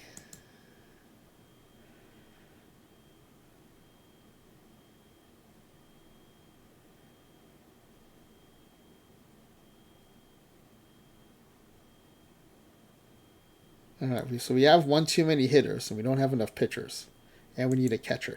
There's lots of good diamond catchers, so I'm not but we only have one left. It's gonna be a real crapshoot. Okay, I think we got to take Ben Sheets, and I don't like using a perfect pick for a reliever, but I think we might have to. I mean, Kovaleski's not going to be the pick, right? Yeah. I guess we could take BJ Ryan and have a shutdown reliever. What a crappy perfect round. Man, when Ben Sheets is your number 3 starter, that's not good.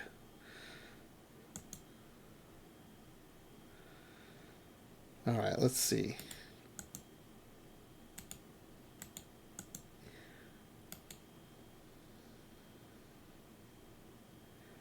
All right, Art Wilson is not bad for the last catcher. That's not bad.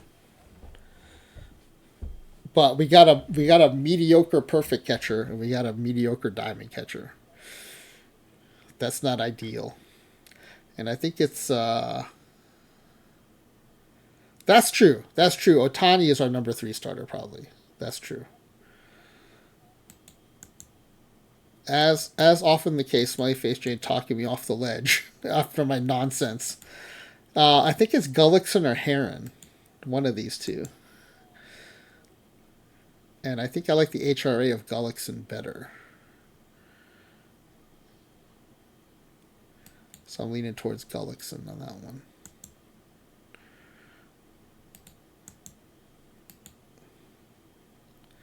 And he has a little more stuff too. So we'll go Gullickson, Wilson.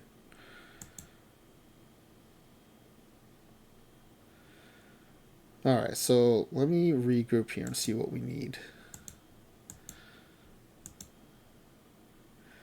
Okay, we need an infielder and maybe a center fielder.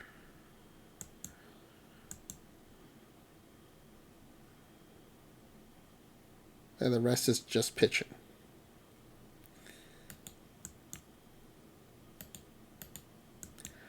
Couple good relief pitcher options. I like both of them. I do like Greinke. I like Greinke better than Hamels here, but I think it's probably Thigpen or Brosnan and maybe either Headley or Semien. Semien can play second and short, and I do like his bat for the run environment. So I think it's Semien and either Thigpen or Brosnan.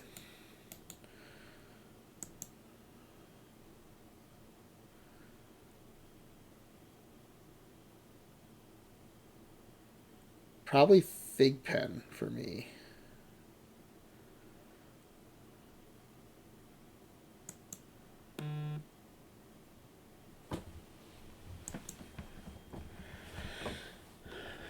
Fig pen Simeon, I think.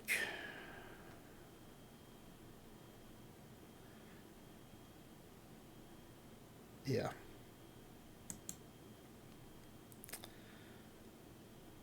I kind of like this price card, so we'll take price.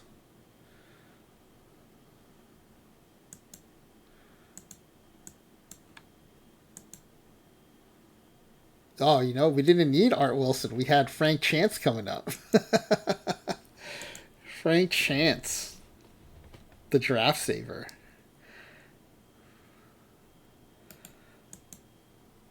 Sanders is pretty good. I think Donaldson, right, is pretty good. Yeah.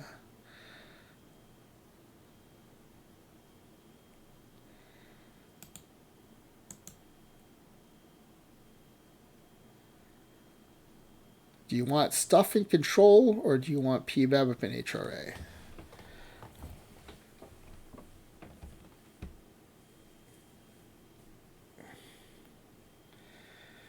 Yeah, I'm leaning towards Sanders. Yeah, Joe Black isn't bad, but I've done Joe Black Sanders head to head before. And I think in this run environment, I would always take Sanders because of the split here on the HRA. I would take Sanders. But in a lower power environment, this Frank Black card, Frank Black, I'm thinking of the Pixies. This Joe Black card is really good. But it's Sanders' price for me here, I think. So we're up to 8 pitchers. Okay, Hayward's going to be our backup center fielder. I'm happy with that. And I think it's either Cade Anderson or James Paxton. Actually, the Nolan McLean card's pretty good too. That might be the one actually. I think it's down to McLean or Anderson.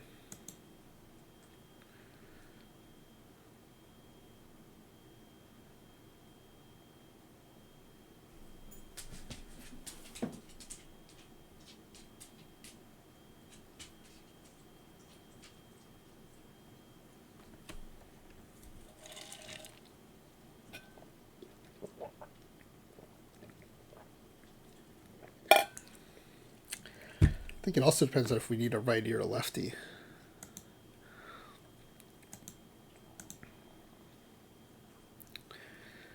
Yeah, it could go either way.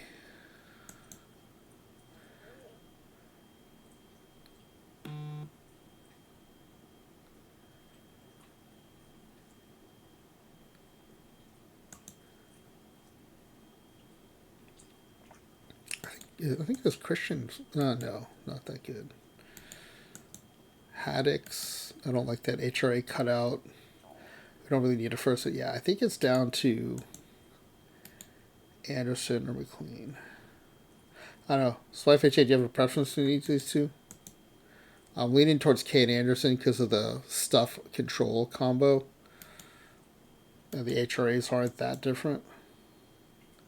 Actually, I guess McLean does have the better HRA. He's also a little more splitty. So let's go Anderson. Anderson Hayward. Okay, so position-wise, we're set. We can just take... Oh, I like this Diamond Snell.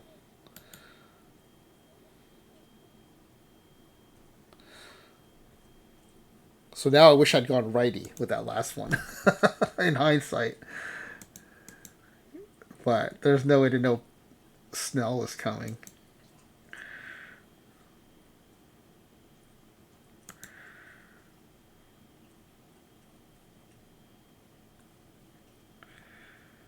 Yeah, I think that's right.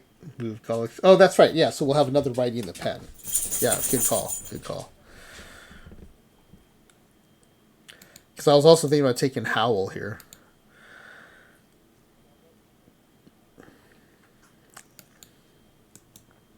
Like, I like the Stram because I just took him in the last draft too. I like the Wagner, but I think a righty might be good here. How are we doing positionally? We have one more bat we can take. Backup third baseman might be good, or backup left fielder. No, Cravath is bench only, so he's okay there.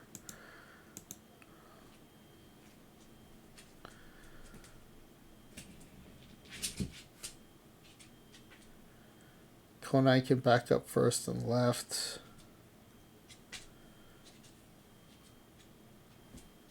Oh, Reyes can back up third and short. That's not bad.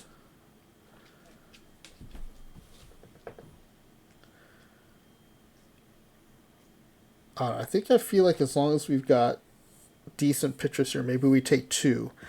Oh yeah, because we only have two relief pitchers coming. We have 9 pitchers right now. So oh wait, oh no, Otani. Otani's number 10. So we're probably okay. I still think I'm going to take Howell here. Snell, Howell, and then we have our pitchers are done. With only 2 relievers coming up, I don't necessarily love my chances.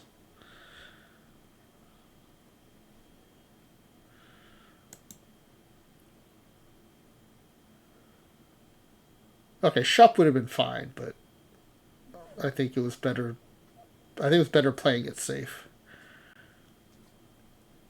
I like Daniel Murphy, of course, one of my favorite cards.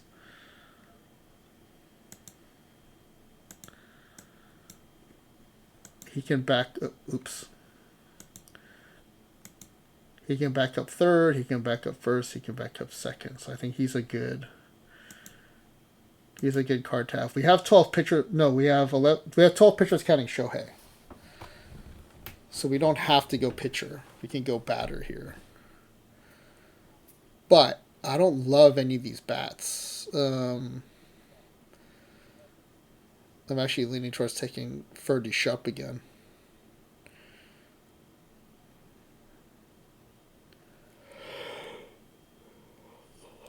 Although this Ordonez versus lefties is crazy good. Yeah, he's only VL, and I don't know that he has a spot. This outfield is pretty crowded. And in a VL situation, I'm bringing Cravath instead anyway. So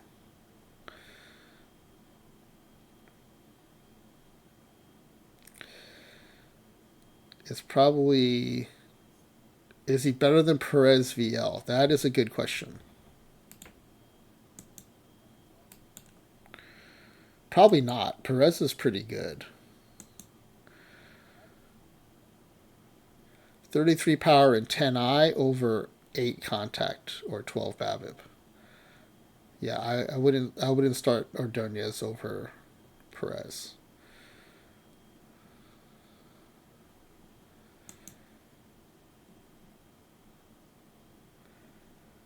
It's probably Shup Murphy. Oh, compared to Murray VL? But he doesn't play first. Oh, you're saying we could. Wait, what would we do? We would put.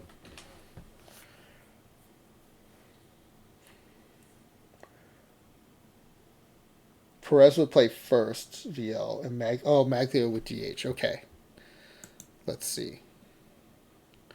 I don't know. Murray's pretty solid VL too. Let's see. Yeah, no, Murray all day. Murray all day versus lefties.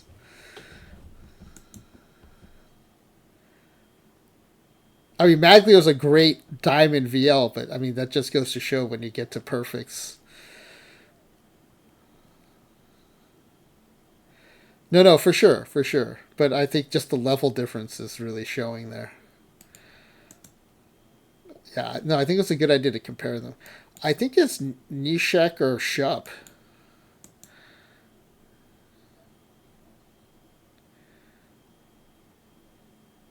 Yeah, I think it's Shup. I'm going to have Shup on both teams. Even with Otani being my 12th pitcher.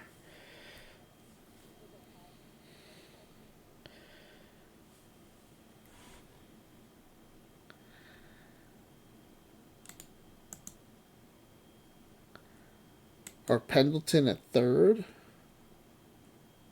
No, because Perez is reverse splitty. He's actually really good versus righties. Yeah. Shaw for utility, but his fielding is pretty bad.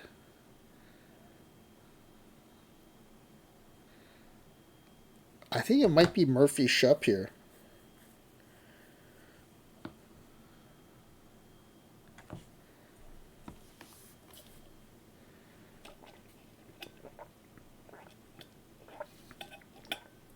If either Pendleton or Ordonez played more than one position, it might tilt it towards them, but I think it's Shupp. Okay, so we got 13 pitchers because of Otani. And Otani is my... Well, they have him as my ace, which I don't think is accurate.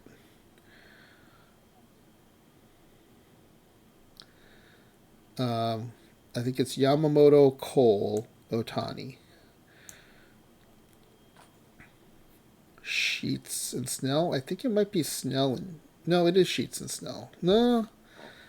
It's just that 88 control is really bad. So I think it is Sheets and Snell.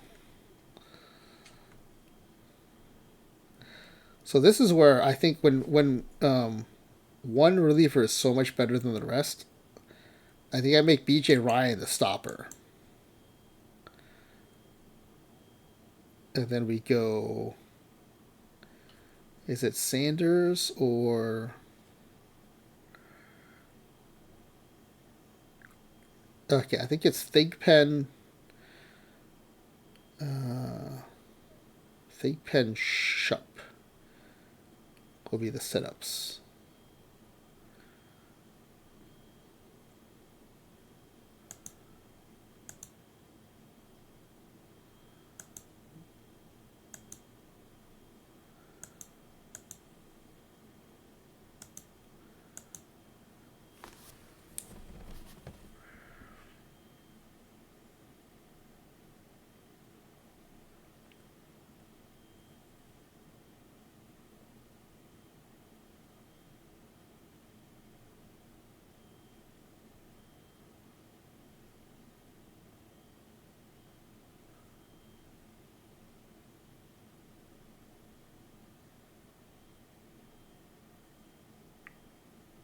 Actually, I don't mind Thigpen closing. The stoppers can get most of the action. So that's where we put BJ Ryan there.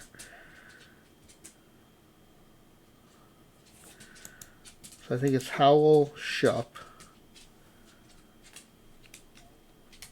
Price,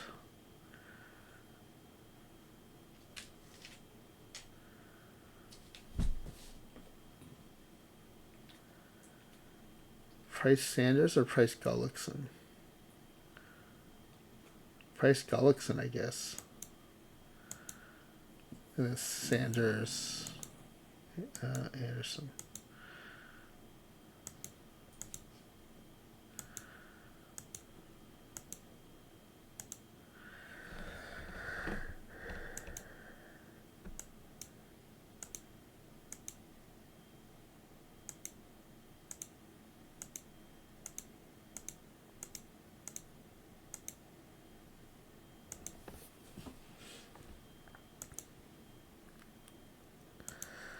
Okay, versus righties.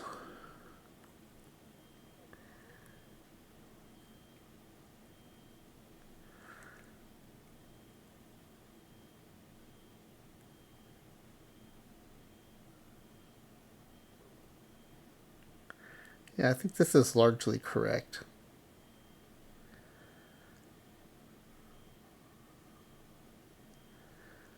And then VL.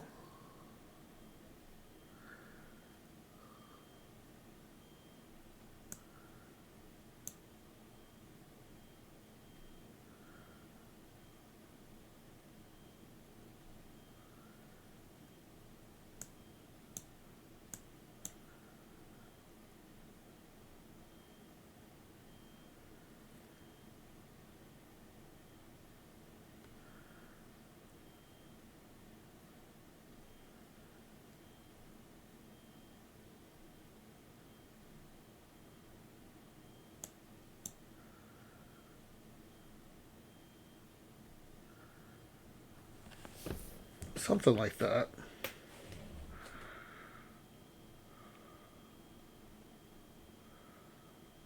Versus lefties, I wonder, is it Cravath over Perez?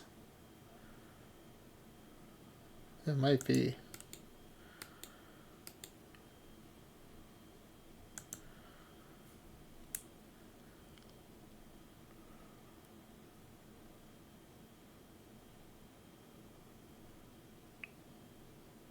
Yeah, let me go Cravath to DH versus lefties.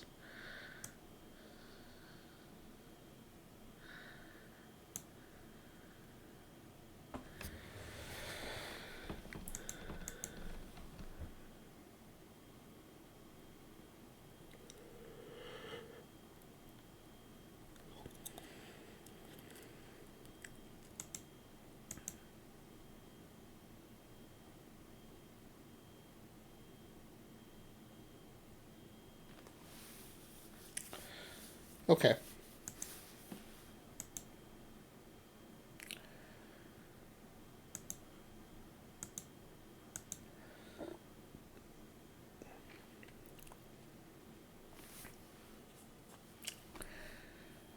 I think the first one, couple of unlucky rounds. I think the second one, I could have made better decisions, maybe.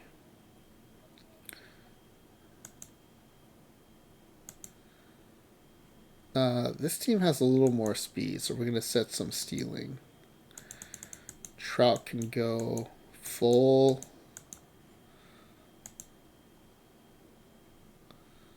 We'll have. That might be. I don't know. We'll get Utley go a little bit.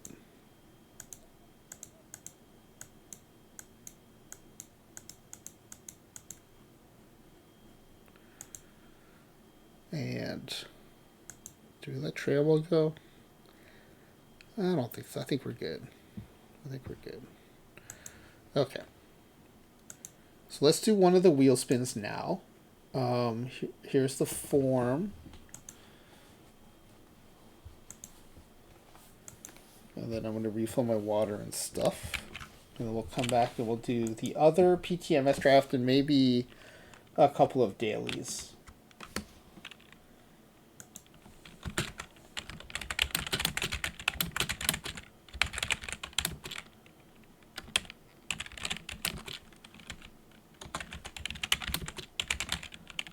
First 5-pack giveaway for tonight. We did a 10-pack already this afternoon when we did our Terrance Gore, Mickey Lolich tribute. If you didn't see it, it was a lot of fun. You might want to check it out. The Loliches did great. They made it to the playoffs. Got knocked out in the first round. But Terrance Gore and those Royals, man, they were a fun team. Super fun team. So glad I did that. Terrance Gore just went off. The team was insane. I highly recommend it. It was a really fun time. Alright, here's the pack giveaway form. Good luck, everybody. Let me see. Where are we relative to the next ad break?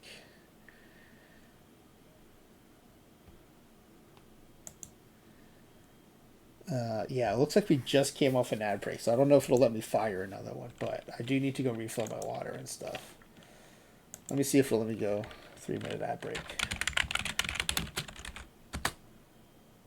Yeah, it won't let me do it, so I'm just going to put the BRB up, and I'm going to go refill my water stuff.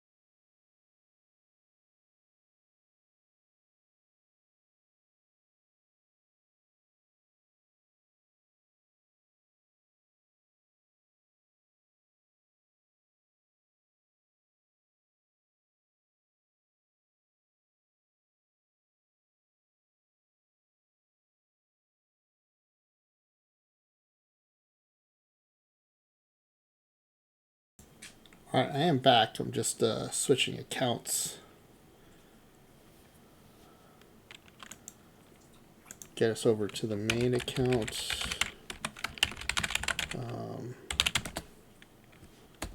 First, let me check some things on the way there.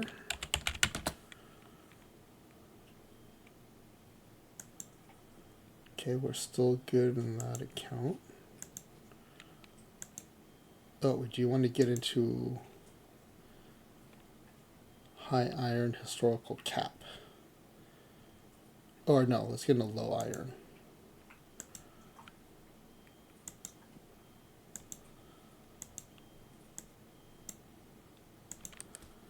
Okay, and then let me check my bronze accounts real quick, and then we'll get to the main account.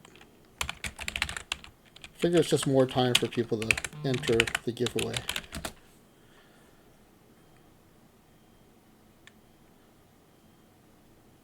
Okay, we're good there.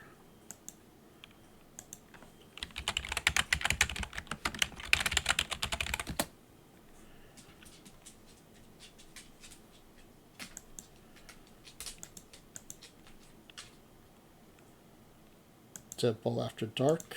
I'm going to enter that. And a bronze quick.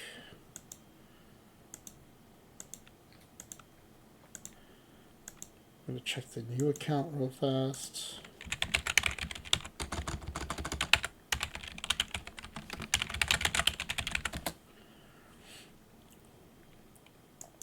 Oh yeah, got to get into that bronze quick.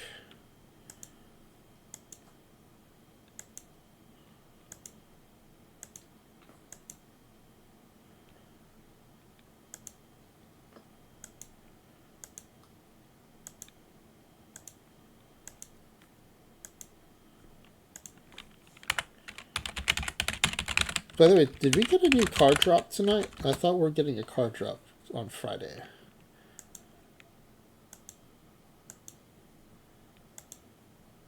Did that happen? I assume it did because it's already Friday night.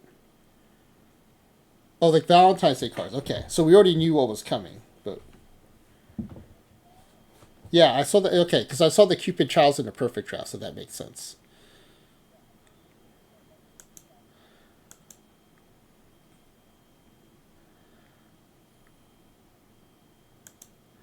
All right, let's head to the main account.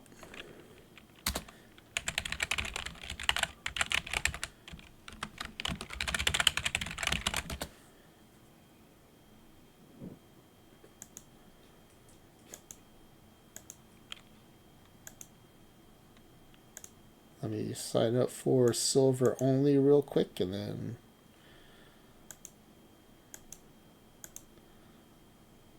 we'll take a look at the pack giveaway. All right, I think I'm going to close the form here unless anyone asks me to keep it open.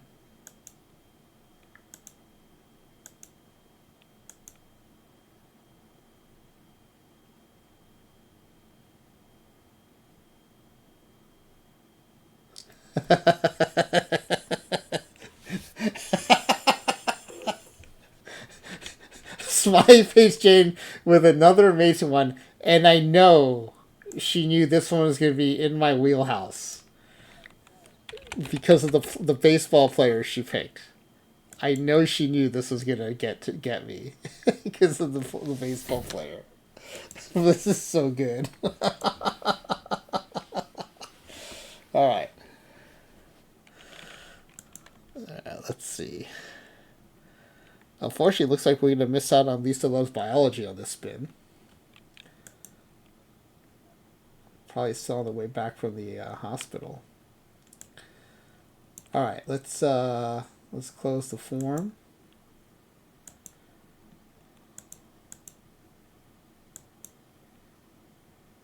And then, oh, let me get the wheel up first. Where'd that wheel go? Hold on. Okay, here's the wheel. Let me put it up on the screen. There we go. Let me get the names. Oh, sorry. Let me close the form and get the names. Now we can close the form.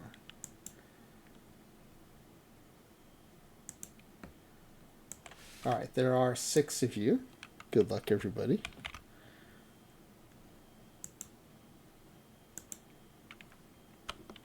One, 2, 3 is good. Ryan Howard Johnson. Oh man, that's so good. That's so good. And Howard Johnson, of course, from the '86 Mets. Ryan Howard Johnson. Okay, 1, 2, 3, 4, 5, 6. So I'm fishing. Do you sit there thinking of these, or do they just like come to you as you're doing stuff during the day? They've been so good lately. In fact, let me add it to the list before I forget.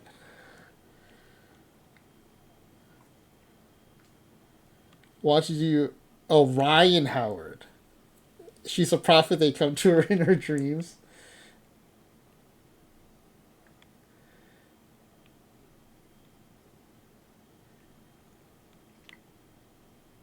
Let's see. I thought I had it open, so it might be in the. Oh, here it is. Yeah, here it is.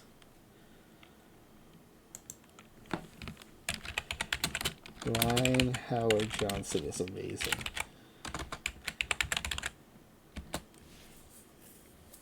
I think maybe because it was the first one, though. Satchel Paige Becker's is really good. Might be my favorite. This might be a longer build, though, so we'll just do it over time. Okay. There's a couple of Nerd of Anarchies together, but other than that, it's pretty evenly spread out.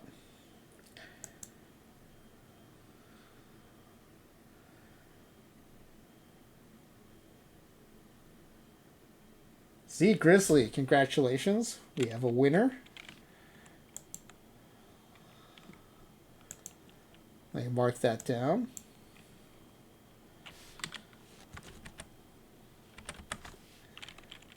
Z Grizzly, winner. All right. If this is enough for 2 teams, we could do the Aaliyah Boston Red Sox.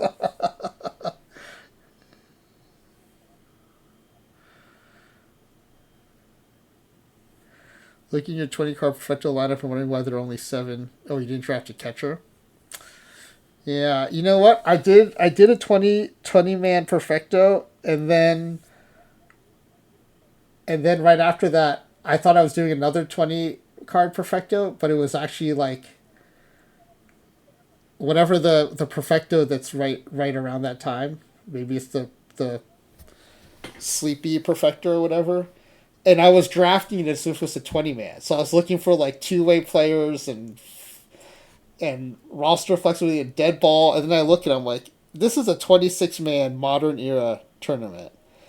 And so I like half my team is like the wrong fit.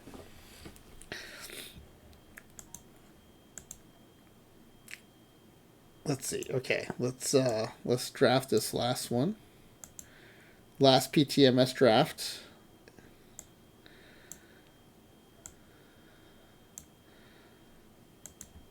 And then what's up? If it's still before 1, maybe we'll do another daily draft before we raid out. The other thing too is I want to raid before like Baffle goes offline or who else? That might be my only raid target tonight.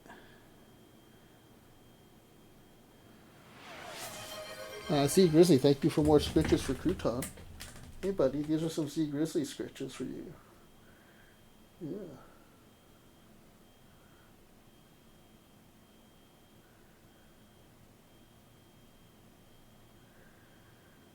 All right. Okay, let's do this.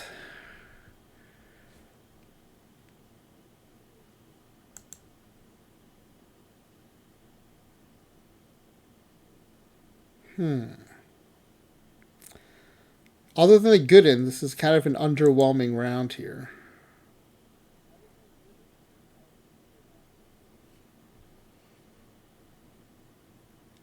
I mean, Saunders is probably a pretty safe pick.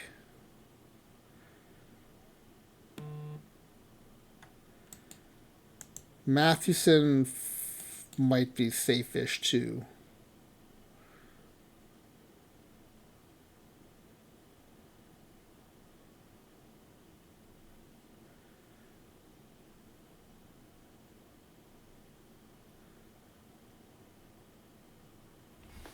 Probably Saunders.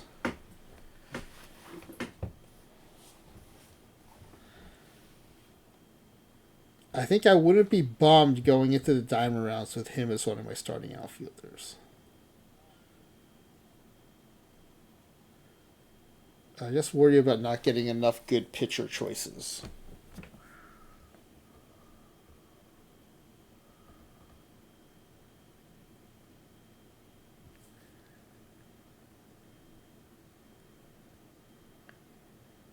I think it's Saunders.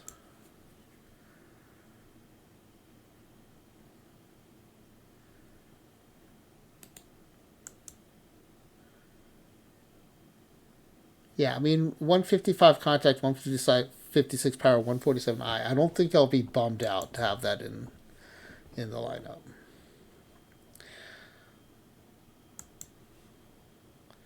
But if I don't get enough good starting pitchers, I'll be bummed that I didn't take.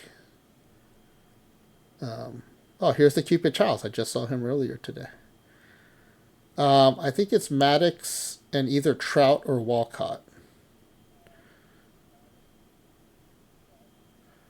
Trout's got the much better bat. Walcott a little more flexible, but we don't need a ton of flexibility. He is so good though in so many positions. But Trout's bat is so good. And he's a 133 in center field. We'll take Trout. Trout Maddox here.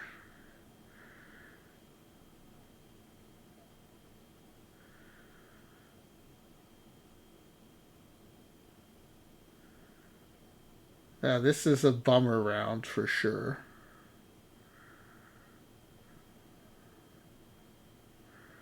Did go Gibson?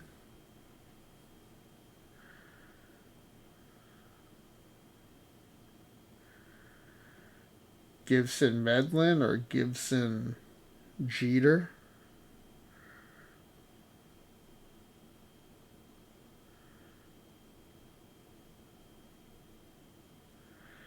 Yeah, no, he's under consideration for sure. Especially because he'll be better than almost any diamond shortstop.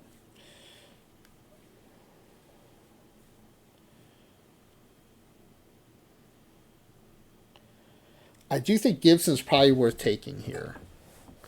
While there are other better perfect catchers, I think I'd take him here. I think it's Gibson Jeter. And we'll take a chance that we'll get better starting pitchers.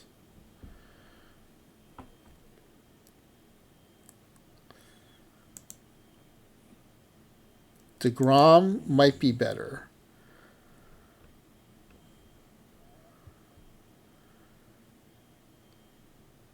Probably Eddie Collins, but I actually really like this Pete Rose card.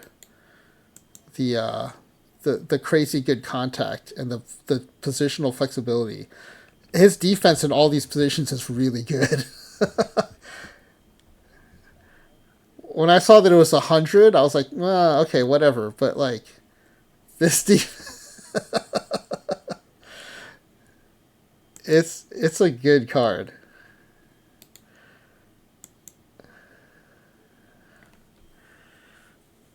I mean, I might actually take the Rose because his flexibility puts him over the top.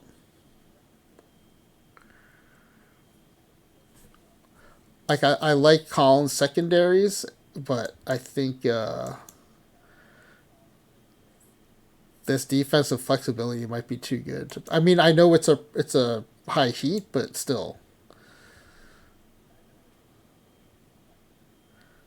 Like we can play him at second or third easily, and right now those positions are open right now. So I think it's worth taking him over Collins.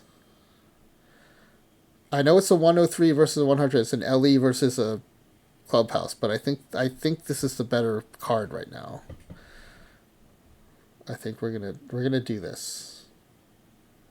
Oh, even 5 face chances might be worth comparing them. So yeah, I think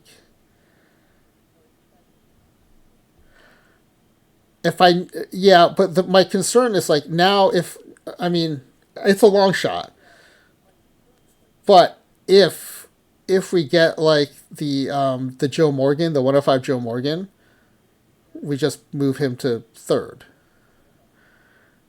Or if we get a bunch of good infielders, we can move him to the outfield. With Collins, I feel like we're just stuck with a second baseman, even though it is good. And Rose's second base defense is not that much worse. It's a 131. His turn double play is good. There's nothing like I don't think there's anything wrong. I think his defense is like pretty comparable. So I'm good with Rose, I think.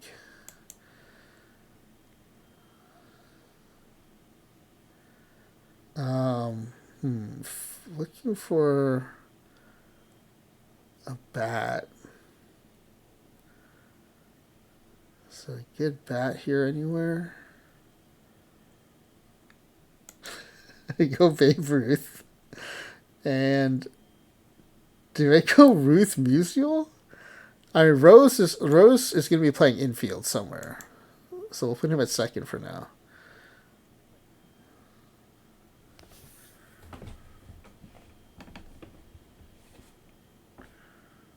Or I could go. I mean, Olerud's not the best shape for the era, but Musial can play first too. Musial can play first. And his outfield flexibility, I think, gives him the edge over Tony Perez. So I think it's Ruth Musial here.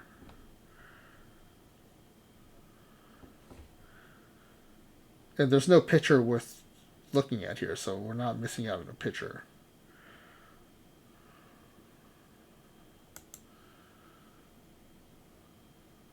Shohei, I think he can pitch. We'll take this Shohei fella.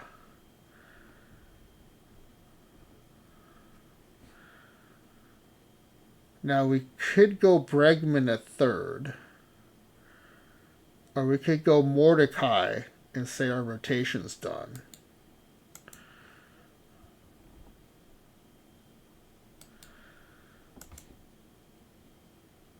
I don't love Mordecai's HRA. But who knows what pitcher we'll get in the next round.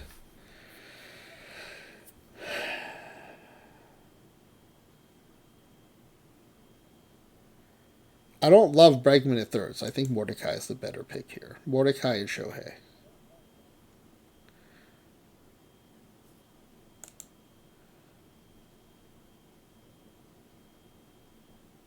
Okay, thank goodness I took Mordecai. This Frank Thomas fella can play first.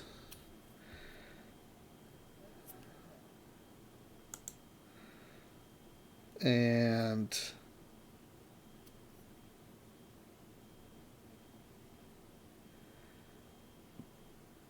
let's see. Musial's gonna Musial's gonna play first. Frank Thomas will DH. Shohei's gonna play. Wait, what? How do I have too many batters and pitchers? Because Ruth and Ohtani can pitch.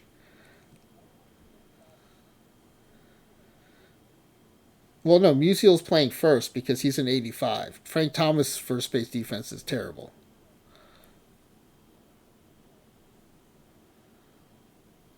I think it's Viola. And Viola's not awful. I think he's fine. I think it's Viola of Thomas here.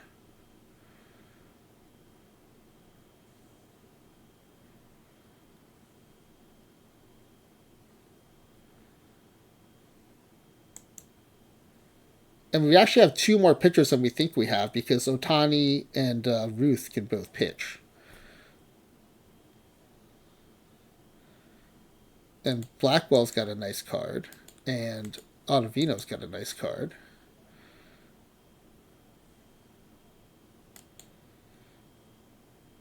Yeah, but the thing is, our lineup is also full, right? We don't have a third baseman. That's what we don't have. Yeah, we don't have a third baseman. That's the bummer. We don't have a third baseman.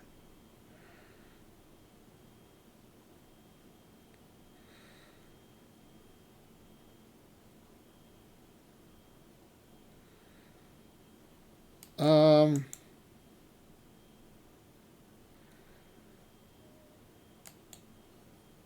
yeah, that's true. We could do that. Although there are better. I mean, if we're gonna do that, there's also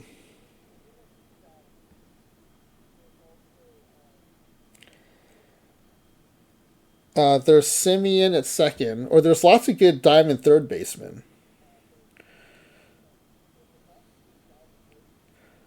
I was just thinking, take these arms while we have them here. Take Blackwell and Ottavino,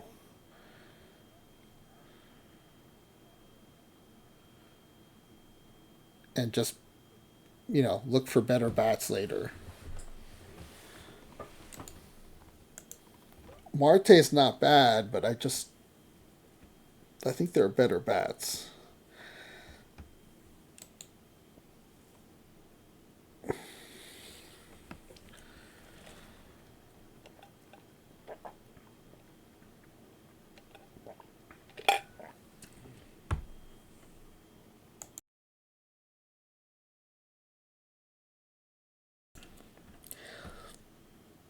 Although I guess if I count Shohei and Ruth, we don't really need a ton of arms.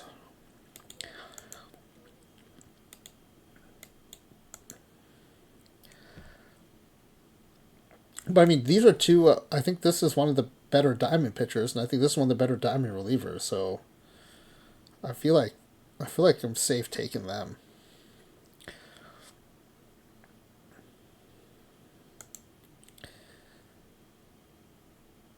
Oh yeah, so Ernie Banks can play third, and then we'll keep Rose at second. I like that.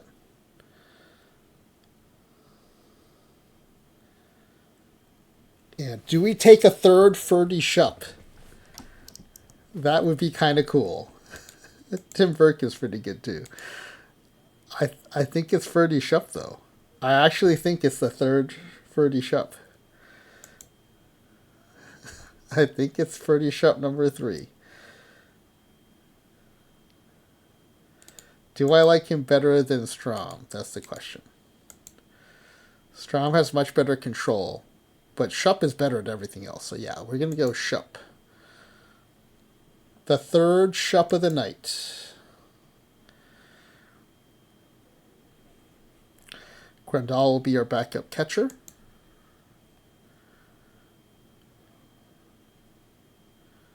And what do we need at this point?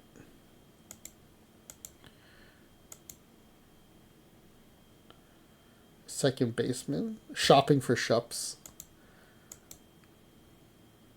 Yeah, I think Beckwith here. Lots of flexibility, good bat.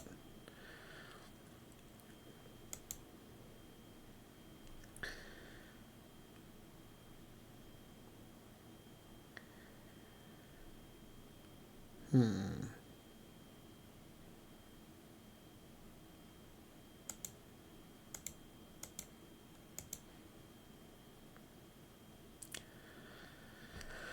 We don't need anything at this point, so just best bats, I think.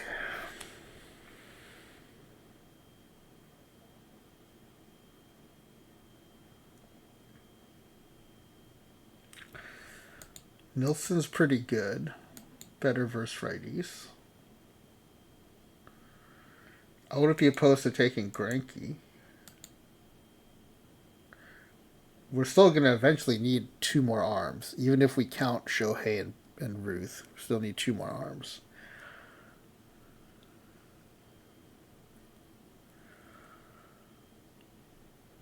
Maybe Howell Greinke? Tommy John's not bad. He's reverse split. I like. CC's not bad. I mean,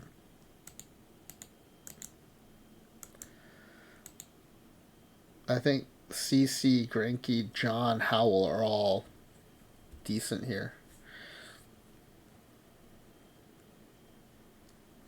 This is one of those rosters because of the two ways. I'm going to end up with like 14 pitchers and 15 batters with a 26-man roster.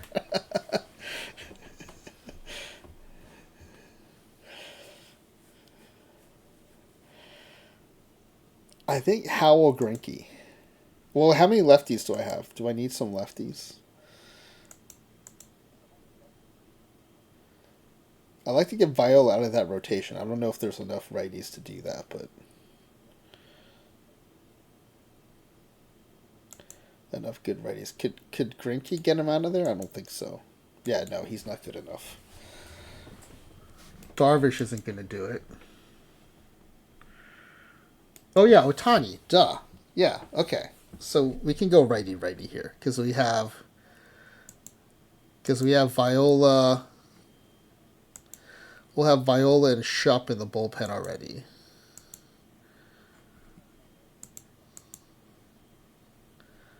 So we can go Greinke, Howell. Because I don't love CC or Tommy John here. So we'll go Howell, Greinke. I mean, I wish Howell had more PBABIP and I wish Greinke had more stuff, but I think they're fine.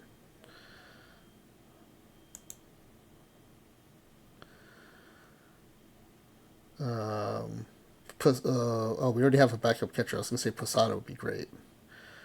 I think Made for some flexibility.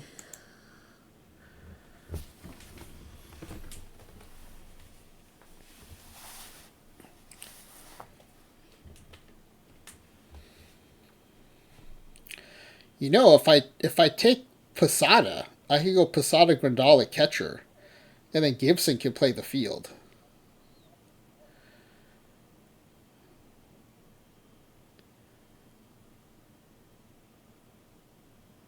That would be an option. Yeah, I don't know. Where is a good question.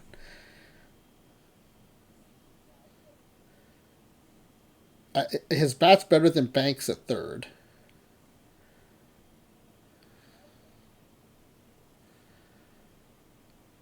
And I don't see a better bat at any other position. Longoria could play third, but I don't like his bat better than Gibson's or Posada's. Oh, Mullins is pretty good, but he's center field only.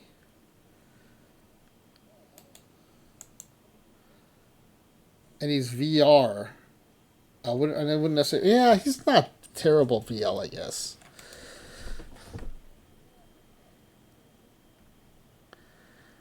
Yeah, he's better than I thought.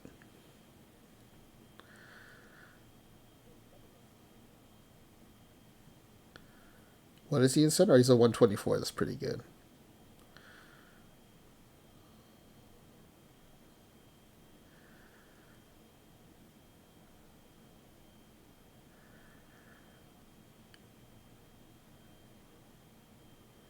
I don't know. I kind of like the idea of playing Gibson at third, and then Posada Grandal at catcher.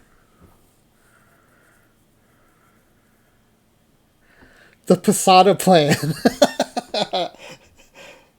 I think I like the Posada plan too. I'm going with the Posada plan.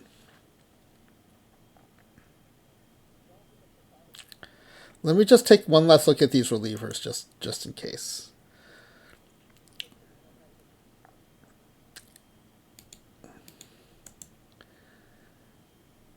Yeah, I don't think either has a great profile. Like, they're good cards, but I don't think they're great. I think I like Posada better and putting Gibson at third. Alright, we're going to try that out.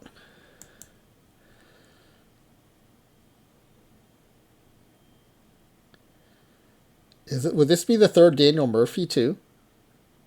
I kind of want to take this Daniel Murphy.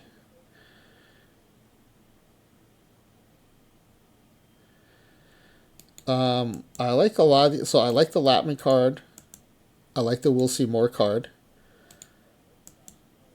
I like I like the Goodwin card. Yeah, so the Goodwin, the Moore, and the Latman I like a lot. And I think I want to take Murphy. Just a good bat.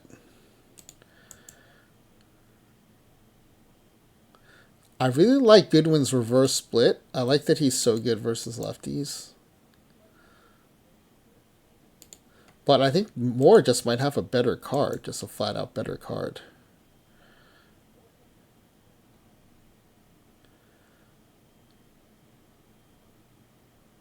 Okay, interesting. So Goodwin's better versus lefties because that reverse split I talked about. Versus righties, though, Moore takes them all day.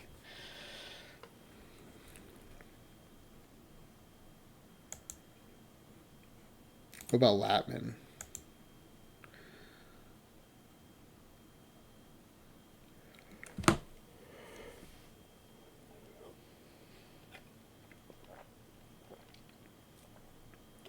I think there's a lot of value in the reverse split. I think I like the Goodwin. I'm thinking Goodwin Murphy. That'll give us 11 pitchers, which is really 13. We add in Ruth and Otani.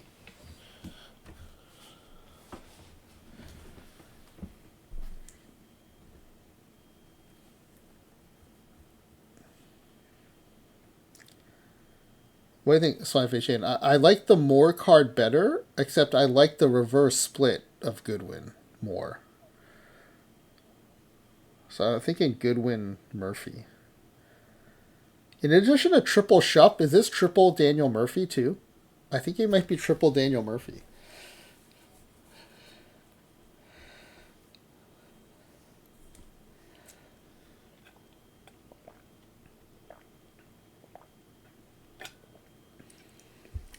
So Fachan said, I don't think reverse split should have a huge impact on the bullpen. In fact, I prefer the same side split, but I've also seen how the AI uses relievers.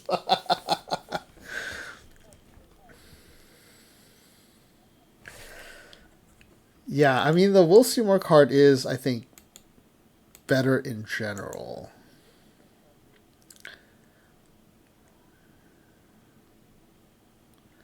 Yeah, I mean, he on the same side split, it crushes.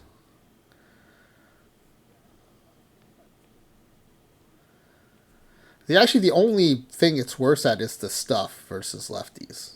Everything else is pretty comparable. Okay, yeah, I think you're right. I think it is the Will Seymour. I think it's the Will Seymour. Will Seymour, Daniel Murphy. I mean, I could potentially go Andrew Jones for the defense, but I don't think we need it.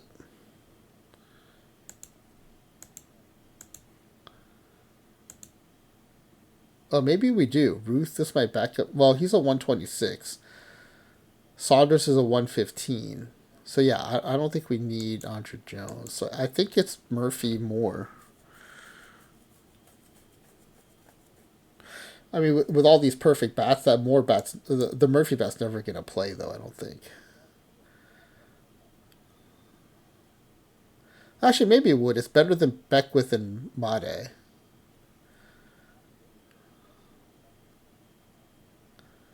So maybe it would play off the bench. Okay.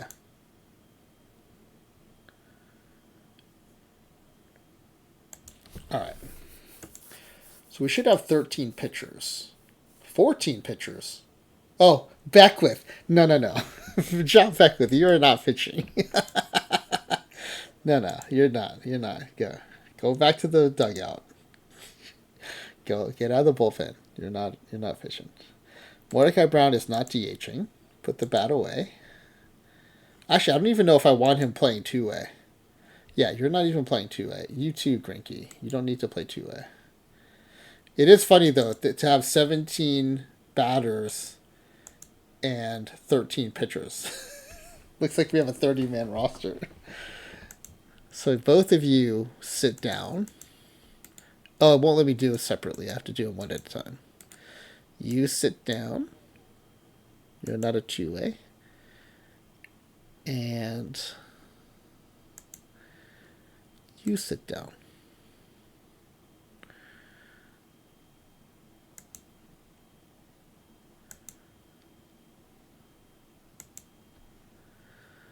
And you are going to play third base.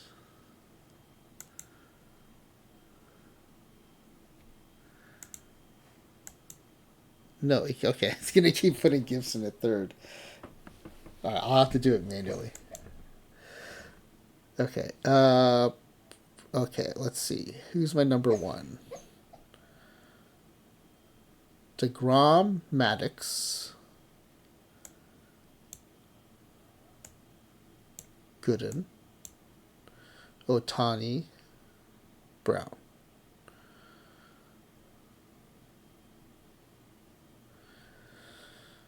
All right, and then okay, stopper, setup, middle, perfect. Ottavino, closer.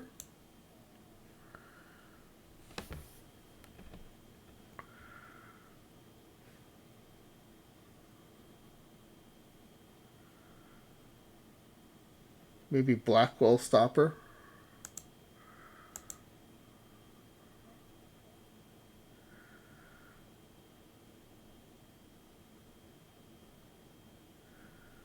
We'll see more setup.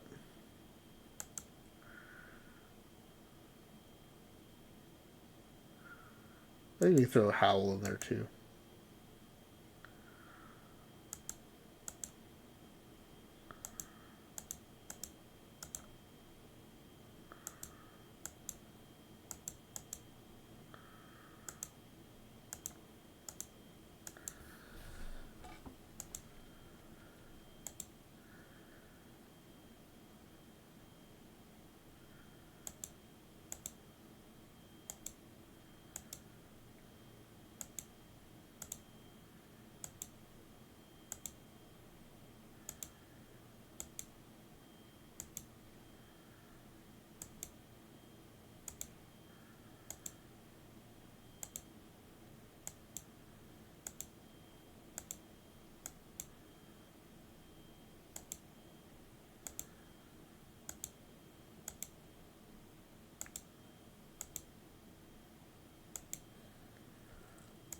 All right, and then line up VR.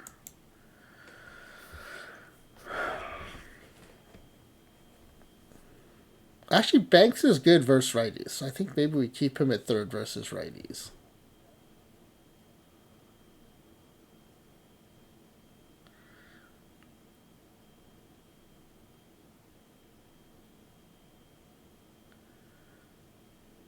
Frank Thomas at DH, Musial at first, Rose at second, Jeter, Banks. So Saunders is on the bench.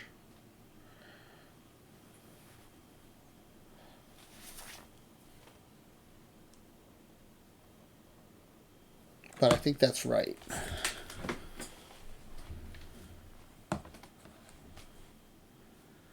Yeah, you know, I took Saunders in the first round too, so that was probably a mistake.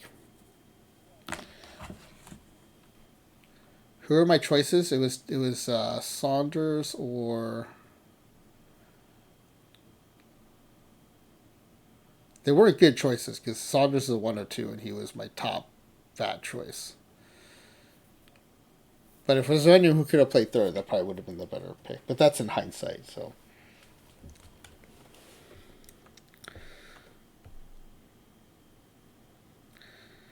Yeah, so look at Gibson at catcher. Rose, Jeter. We'll move Banks ahead of Jeter.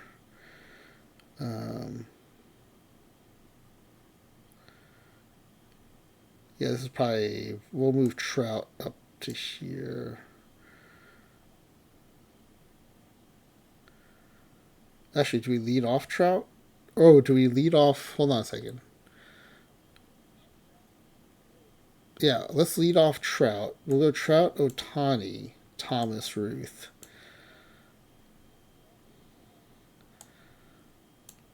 Rose, Musial.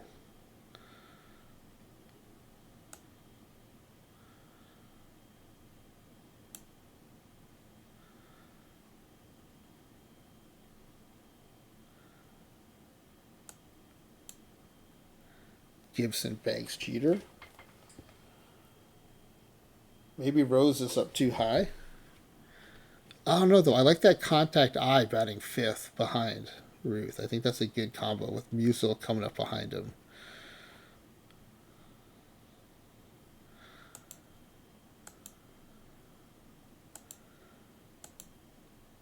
All right, and then versus lefties, Gibson plays third.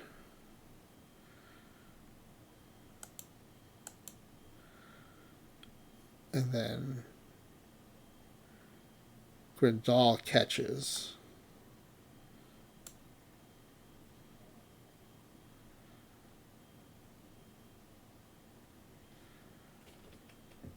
And we go Trout.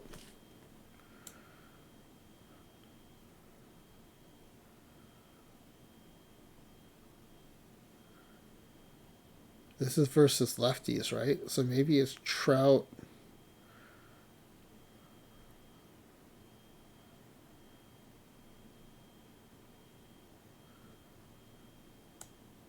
Trout, Jeter, Ruth, Thomas, Musial, no, Otani. Oh, no. Let's go, hold on. Let's go Trout, Otani, Thomas, Ruth, Gibson, Musial.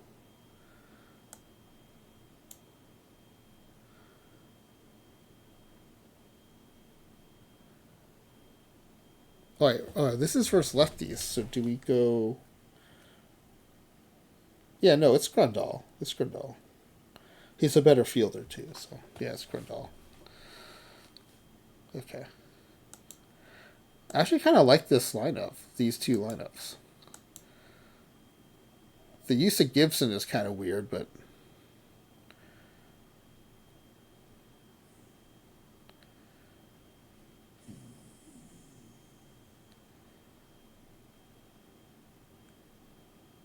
yeah, I think I like this. I don't know if Crouton agrees. He's grumbling over there.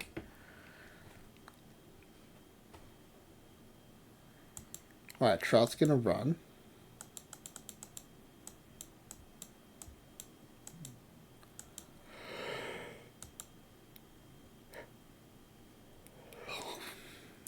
Maybe Jeter a little bit. Jeter's got that high steal, low speed combo, which is always fun.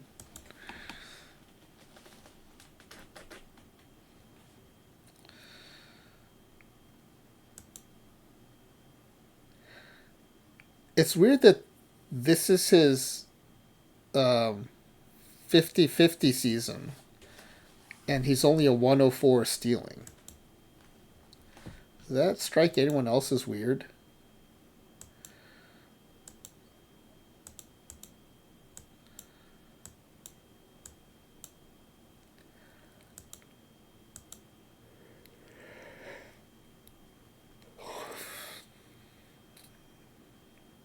Oh, it's not the 50-50 season. This is the 2025 PT Elite card, so it's not the 50-50 season.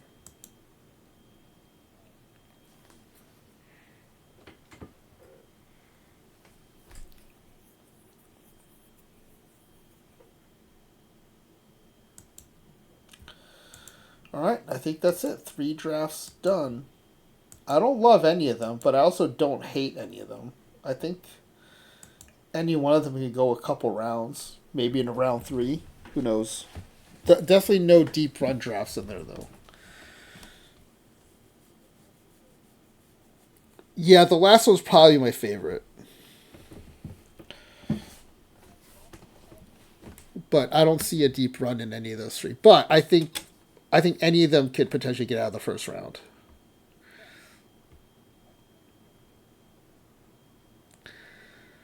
All right.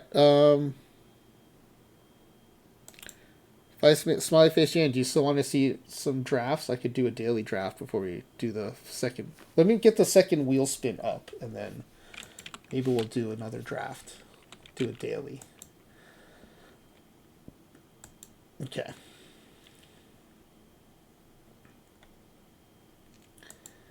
So we'll copy this one.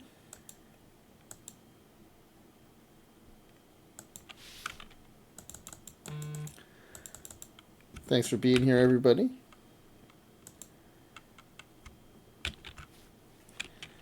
For those of you playing in PTMS tomorrow, good luck in the tournament. For those of you watching, good luck collecting all your special drops. Have fun with that. I know I've said it lots of times, but I think these PTCS and PTMS drops are one of the best things OOTP has done, because I think it makes the whole day seem much more exciting for everybody, including the people who aren't in the tournaments. I think it extends the excitement of those of us playing to those of us who are watching, because we get to chase down those drops. Just makes it a whole fun day. I think it's great. I hope they keep doing it. I hope they don't stop, because I could see why they might want to stop it, but man, it is so much fun.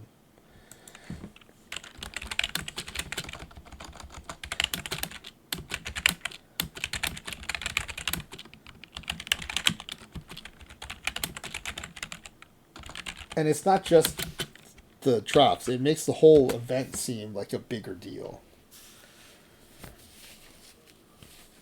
It does, but if they choose to be short-sighted about it, they could say, "Hey, we're giving away a ton of packs," or it takes it. I think it does take Nicolino time to set it up too, but I just hope they realize that it creates a lot of excitement.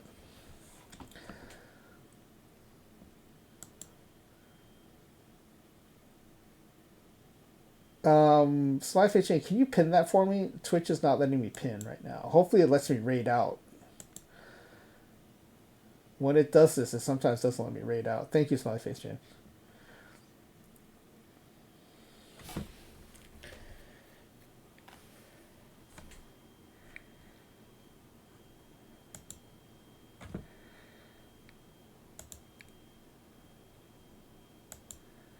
Let's get into a quick. Let me switch accounts to get to that daily.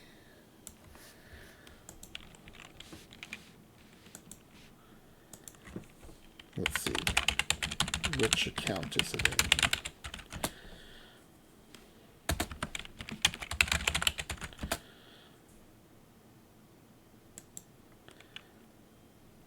in? Not this one.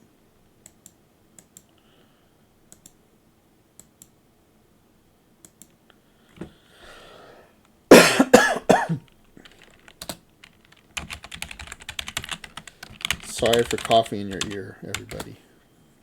I wasn't quick enough to get to the mute that time.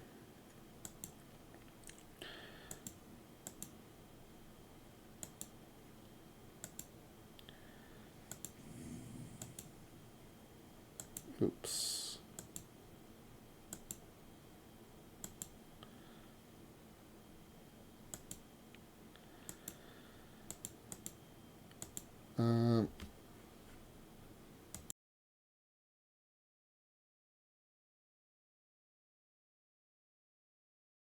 Clay Dog ended up with 3 perfect relief pitchers. That's brutal. Oh man, that sucks. Oh. That you have my sympathies for that.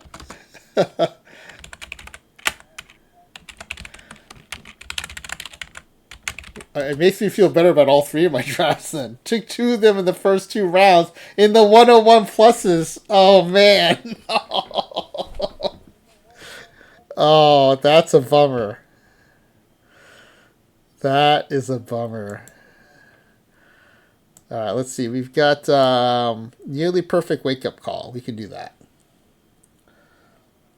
Let's do that.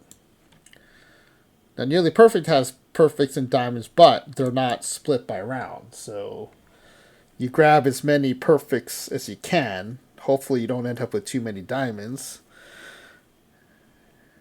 And you can get 105s right up to the last round. So what's the run environment? It is modern era, slightly nerf power, slightly nerf average.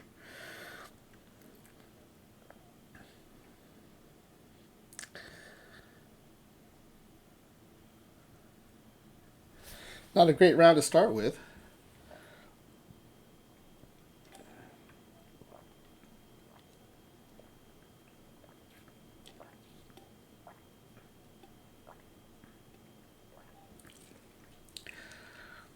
It might be Incaviglia Walker. Maybe Hornsby. I thought about Hornsby.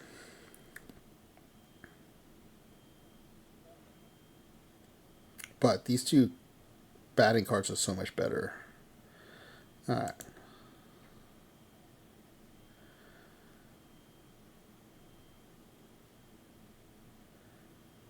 Look at this. Do I go for a fourth Ferdy shove?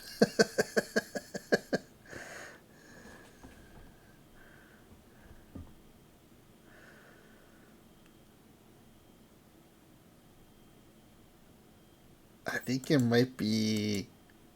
Okay, so then Jenkins is going to play first, I guess. No, then I don't have a center fielder. Okay, I don't think I can take all these guys.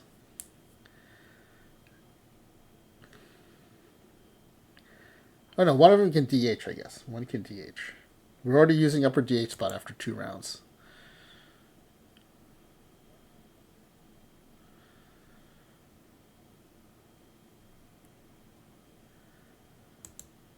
Price, Gossage, I guess.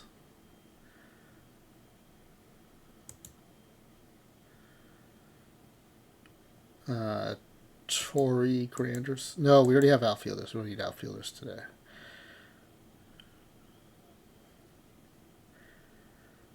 Cade Horton, I guess.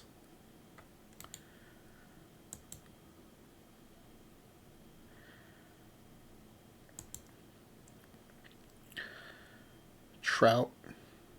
The 103 Trout. Oh wait, we already have enough outfielders. Well, no, I guess if one's going to DH, Jenkins can go to the bench. Trout can start in center.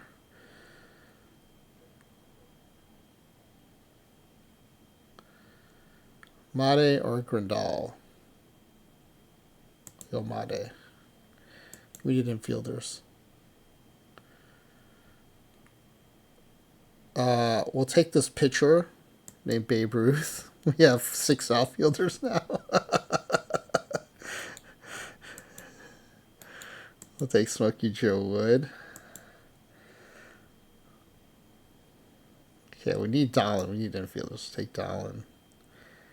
And may even take Huey Jennings. Jennings plays short. Dolan plays third. I always forget that Dolan cannot play second. I always think he can play second, and he cannot.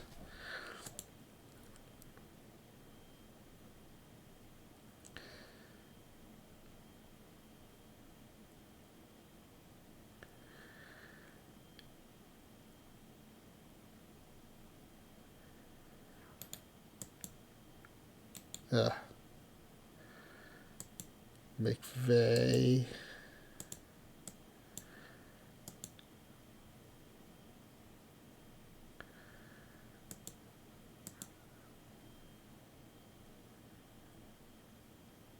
Six outfielders by round 6, only fun year for a reduced roster.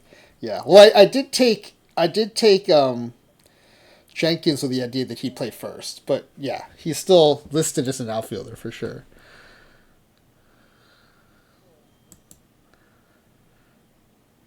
Spawn. What's the run environment again? Okay. Because this Vita Blue actually has decent PBABIP, but it's probably still Medlin. Medlin Spawn, that's 7 pitchers.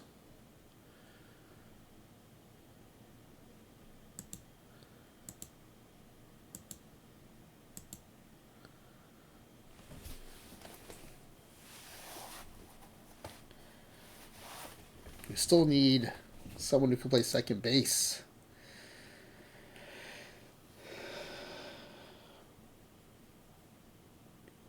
Okay, we have 2 catchers. We have 7 pitchers plus Babe Ruth, so that's 8 pitchers. We could get a real first baseman here in Ortiz.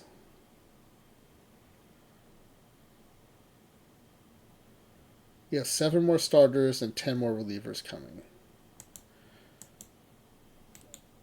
Do we have to take Vance? We might have to take Vance.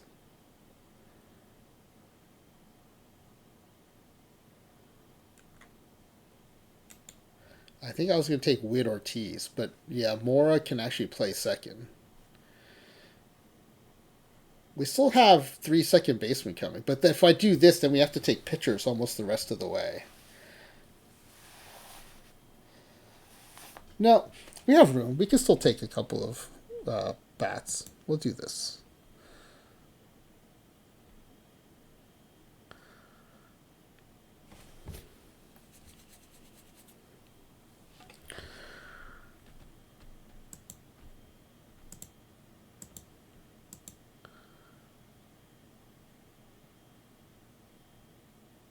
Okay, so we need ideally center field and second base. And we can take 2 bats because we have Babe Ruth who can also pitch.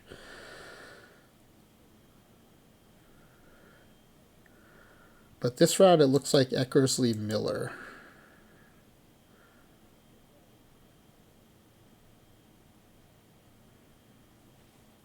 Williamson can play second, but I think we can do better. Satchel Paige. And can Crawford play center? Not well, but that's a great bat, so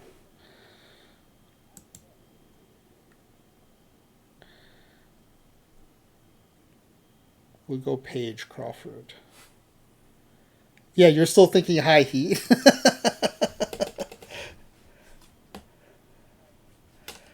Well, I did all my PTMS drafts, kind of. I did all 3 already.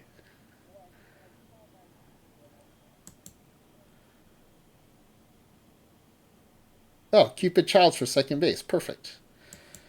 Cupid Childs and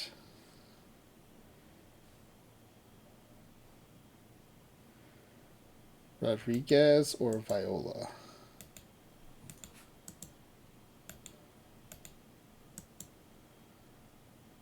Rodriguez. Do I have any lefties though? Oh yeah, we have plenty of lefties. Okay.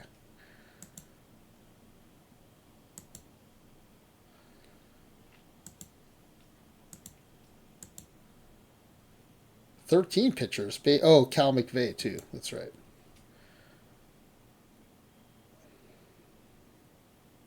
Those 2 add up to 1 pitcher in your perfect because they're not really great pitchers, but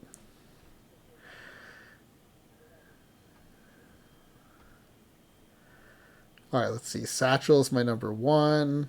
Spawn's my number 2.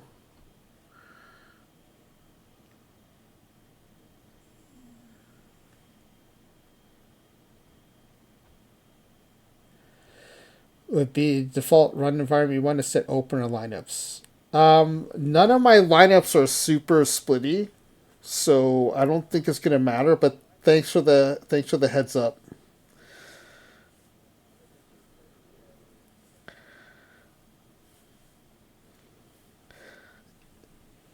Yeah, I don't think I took any super splitty players this time around. But that's good advice, kind of. Thank you for that. I would have forgotten about it for sure.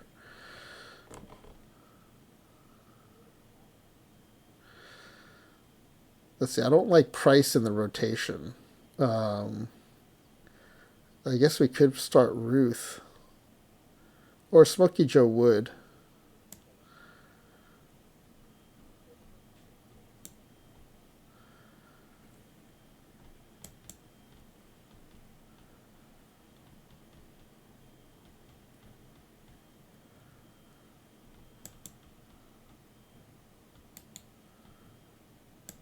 I don't think either of these guys skips DH. Wood or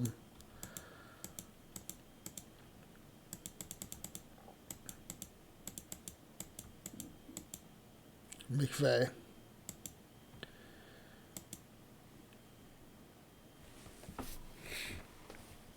Okay, Page, Spawn,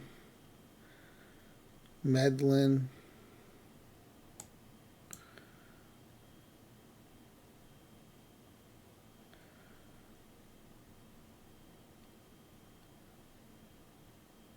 Actually, I kind of don't mind Ruth as the fifth starter there over Smokey Joe Wood. Even with the terrible stuff. Because he's so good at everything else.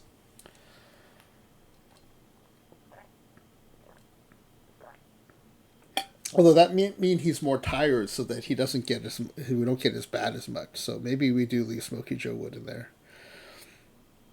Yeah, I want to maximize Babe Ruth's bat, so we'll keep him out of the rotation.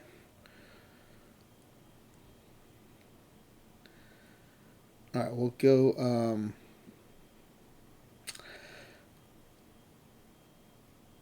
His stamina's a little low for it, but I think we'll go Miller. Miller Eckersley for a stopper.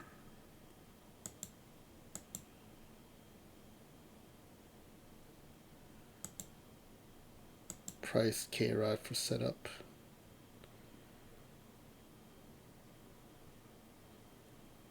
No, let's go K-Rod closer, Gossage setup.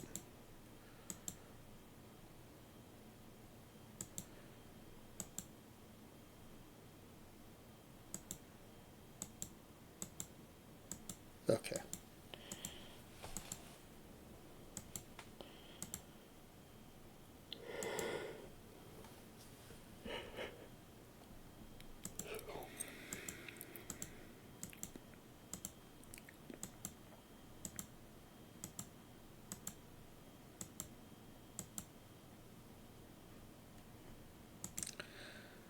And then lineups VR. Let's see. No, Smokey Joe Wood. We have better DHs than you. Crawford or Gravath for starters, or Incaviglia.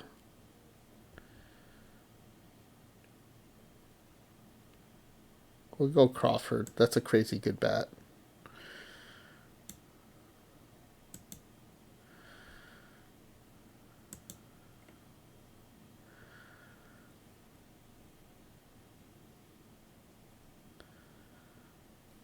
Who is leading off? How about Bobby Witt Jr.?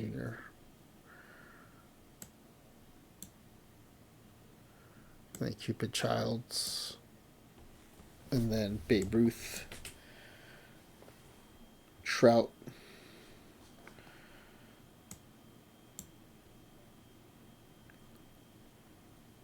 Ortiz. Evans. Crawford. Dolan McVeigh.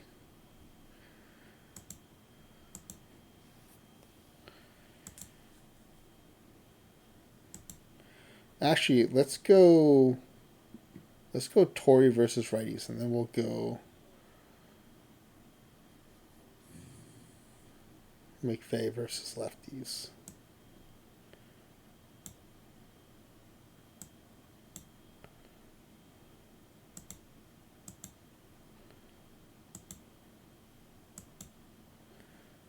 Then versus the lefties, we'll go McVeigh catcher. Actually, it might. Is it Gravath or is it Incaviglia versus lefties? I think it's Gravath. The huge eye, I think, carries it.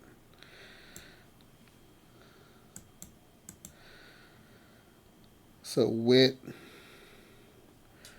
Trout, Ruth, Gravath, Ortiz. Oh wait, no, Cupid Childs. Witt, Childs, Trout, Ruth, Gravath, Ortiz, Evans, Dolan McVeigh. Okay, I like that.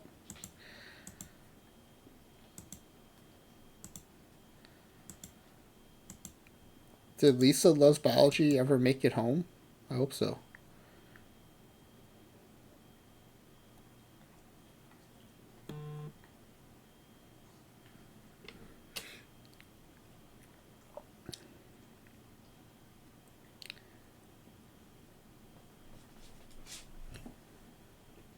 Okay, that was a good one. I like that.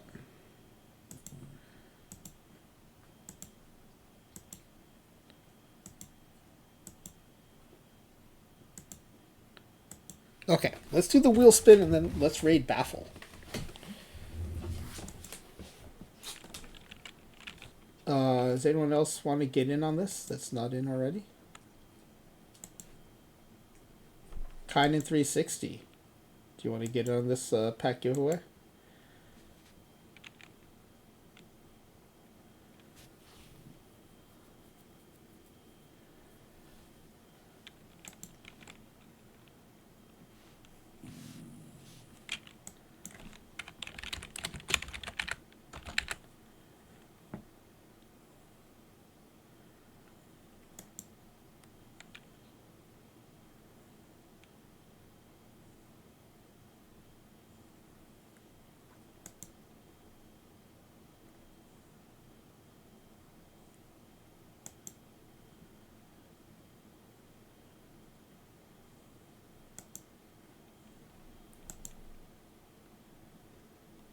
No Kynan 360 for this one?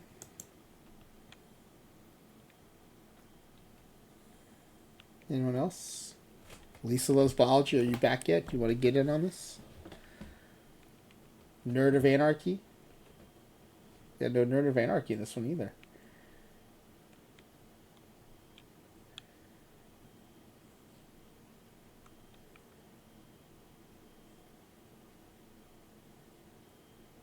Alright, we're going to close it up. Oh, okay, Nerd of Anarchy is going to get in.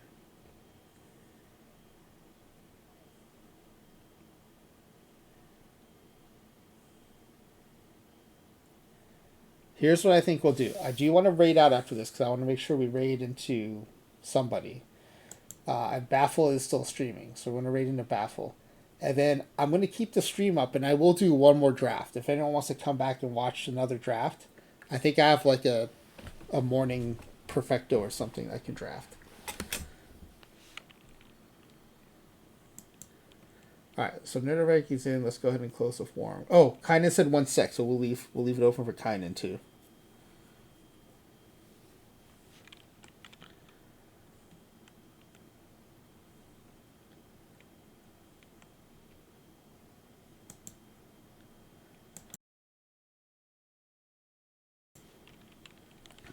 Yeah, Nerd of Anarchy's in. We're just waiting for Kynan.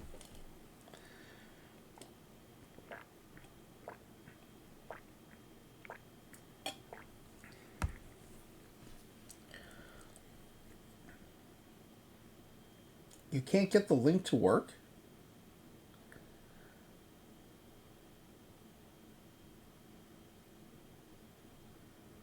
Huh.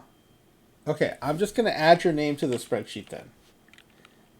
If you are in, I will just add you. Oh, you're in mobile. Okay, I'm going to add you.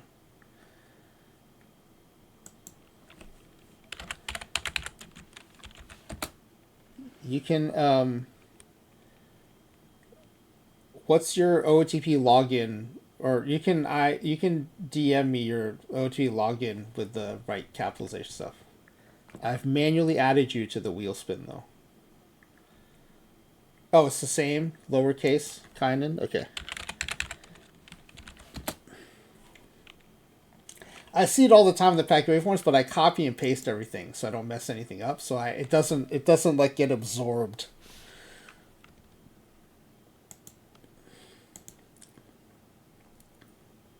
All right, the form is closed. Here are our entries. Oops. Let me put the wheel up. Oh, I think I closed the wheel earlier. Okay, here's the wheel. All right, now here's the wheel. You can add the names in. I don't know who Clint Courtney is, but Clint Courtney Vandersloot is amazing. Is he like a dead ball player or something? I don't think I know Clint Courtney.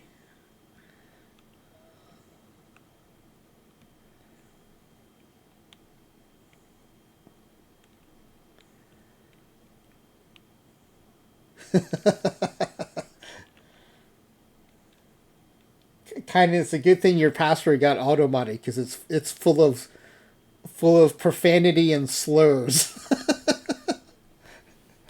He played in the 50s. Okay. All right. Let's do one more. We get these wedges nice and small. Okay. So there are 6 of you. So we'll do 6 shuffles.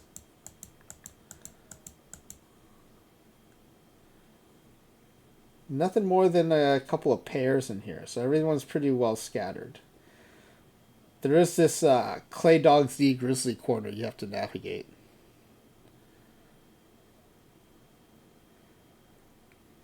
Lots of profanity on the most used password list. Is that true, Clay Dog? Is that actually true?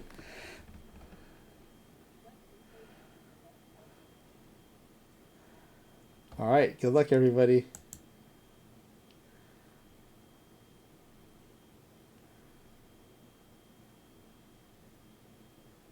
I don't think this is allowed because he's Nerd of Anarchy is second place only.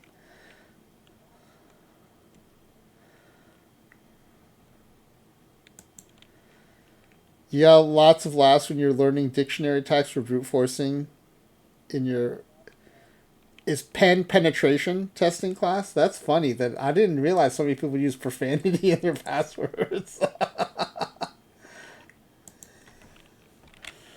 All right, congratulations, Nerd of Anarchy. All right, we're gonna raid out. I appreciate everyone hanging around, keeping me company while I did my drafts.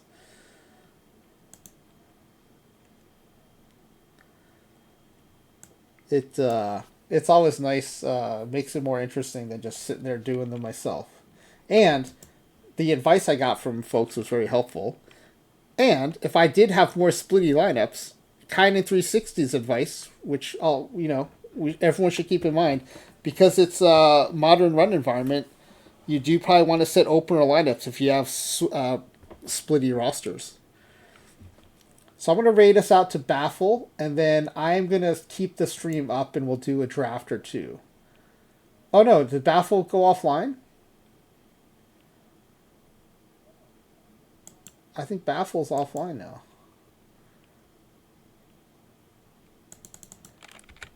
Oh, we missed the chance to raid into Baffle. Shoot. Alright, well now I have to figure out who we're going to raid into. Let's see.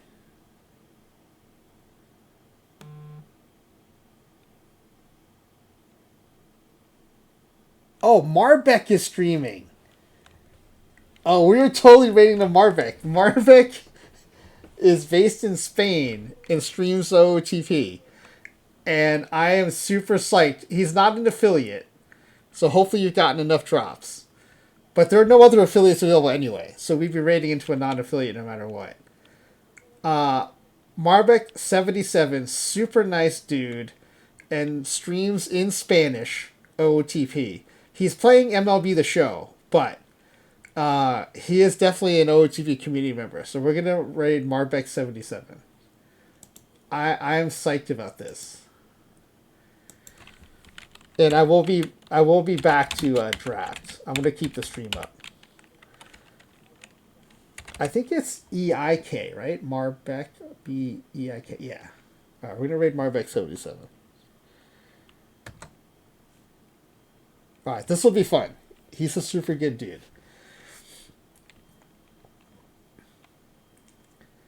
Tomorrow night will be PTMS recap, which will have special franchise time machine drops for PTMS, and I believe Flying WV has a game scheduled, so there'll be some version of Creator Roster.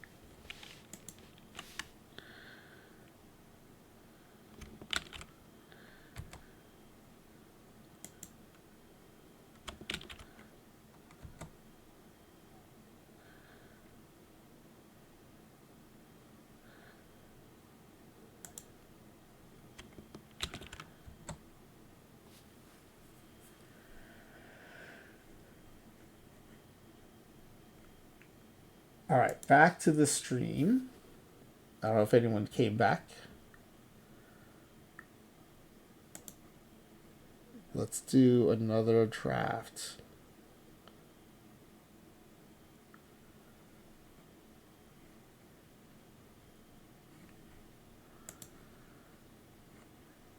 Let me submit this last roster and let's see what we've got here.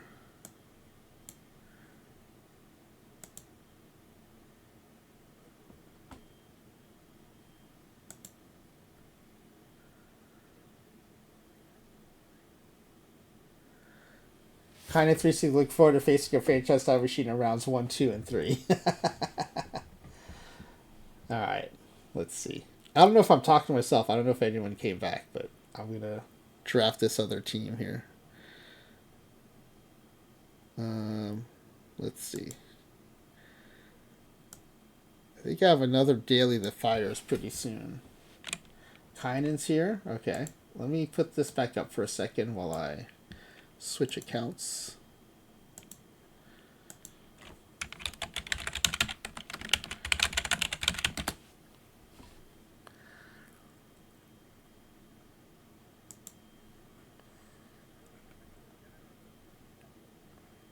Oh, this has 2 I need to draft. So we'll bang out these 2 drafts and I'm going to go to bed. Perfecto Sunrise and another nearly perfect. Let's do the nearly perfect first because we just did that.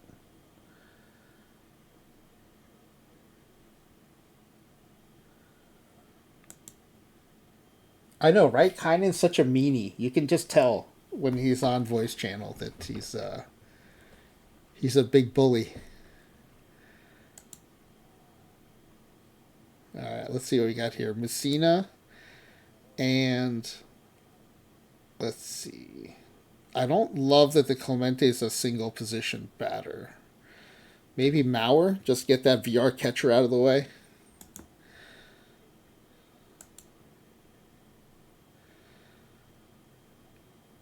Sanchez and probably either Votto or Rutschman. No, we already have a catcher, so we're good for a while.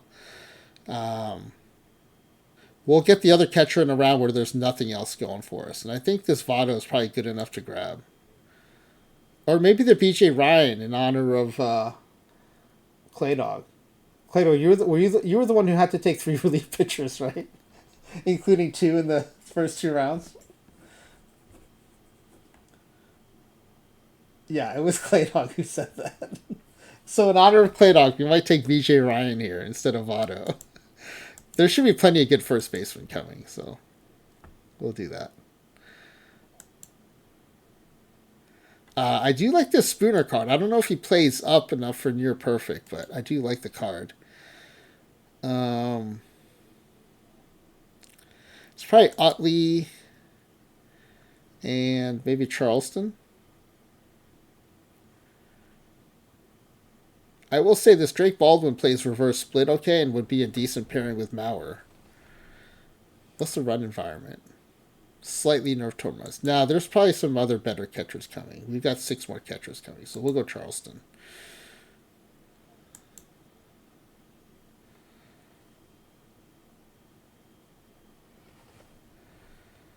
We'll go Phillips Dolan. And Pete Rose. I'm actually really coming around. I think this Rose is a really good draft card because of the position flexibility. It's right in the mix with like Profar and those other guys you take early to give yourself flexibility down the road.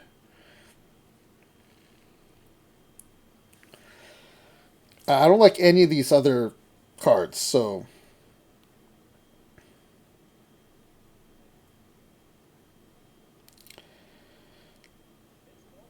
it's probably Edmonds or Sosa. And Edmonds has more position flexibility, so we'll go Edmonds.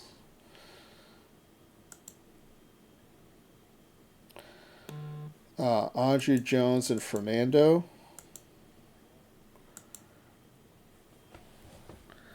Walcott.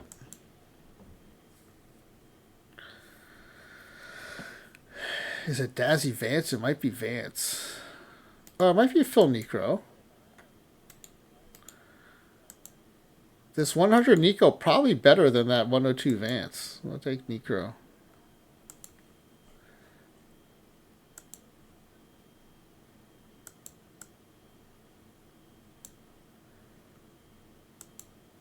I'm still listening to Marbeck. I like hearing that dude call games in Spanish. I think it's fun.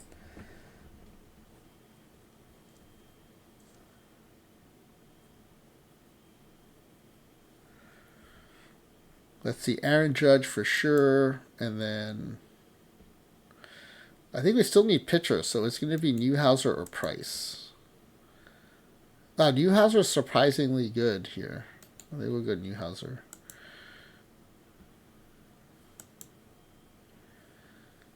And Randy Johnson, I think, still plays.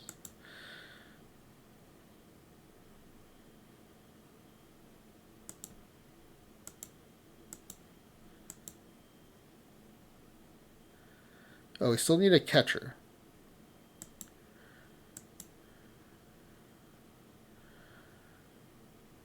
But I think we can get that later. I think we can go Eckersley here. Or we can go Bobby Witt Jr., I think. I don't think we need him, though.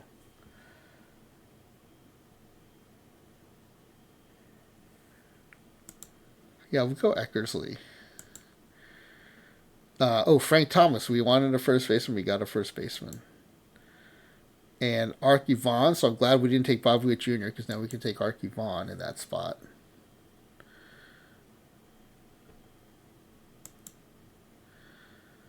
All right, we do have to catch up on pitching. But we're going to take Larry Walker here. And we're going to be forced to take the last catcher we get. So I waited too long to take a catcher.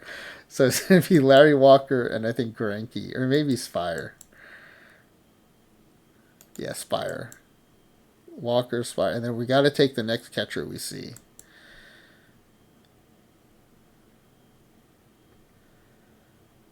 Oh, Grandal. That's not too bad.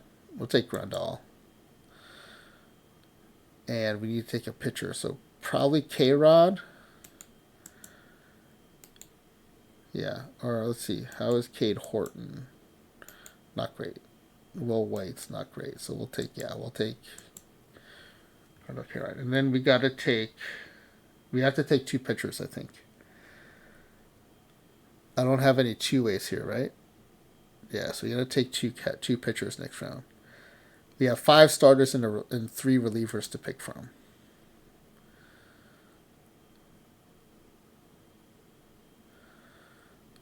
Pickings are not very good here. I think it's probably Vida Blue and Ryan Presley. Yeah.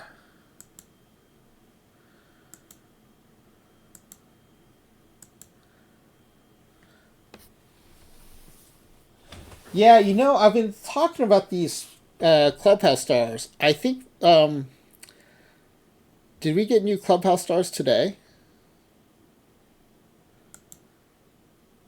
I can't open it up right now, but carry them over to 27. I was thinking on these accounts, I would just like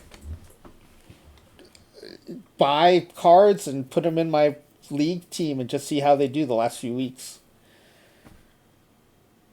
Unless they're cards I need for PTWC. But that's only 2 accounts, so the other accounts I think I just jack up my league teams and see what happens. And the packs I guess I'll try to rip. I ripped a bunch chasing those LEs that came out on Tuesday. That was fun.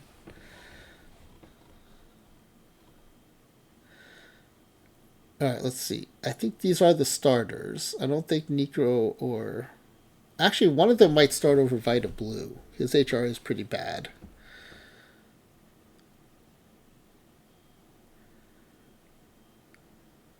Or, I think Necro over Vida Blue. And then the rotation is... I think it's still Randy Johnson 1, Messina 2.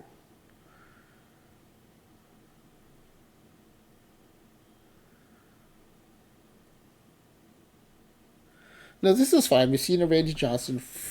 I think it's Sanchez over Fernando, though. Yeah, and then Necro. Yeah, I like that. That's fine.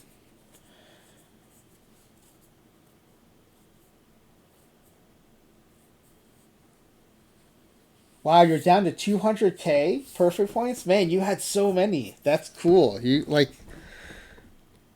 that's cool that you used so many. Like was it for PTMS or were you buying other stuff for tournaments or something?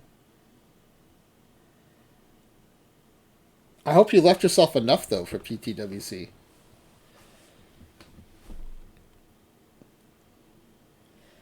A lot of pack ripping, but also started picking up some variants for PT. Oh, okay. Oh, okay. So you're already you've already spent a bunch for PTWC then.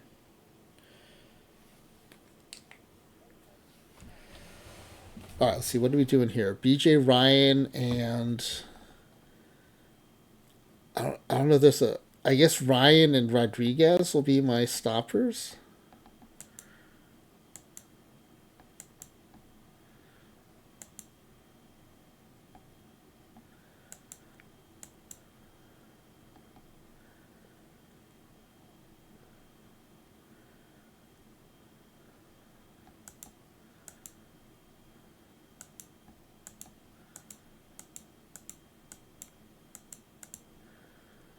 And then we'll do that perfecto, and then I'm gonna crash. I'm gonna walk crouton, and I'm gonna crash.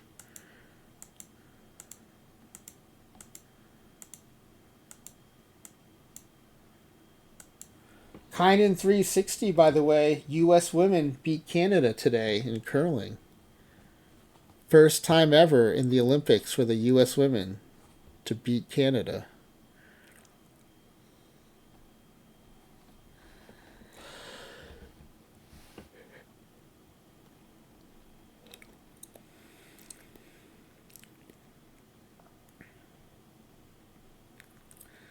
I think I actually like Tony Phillips better than Utley versus lefties.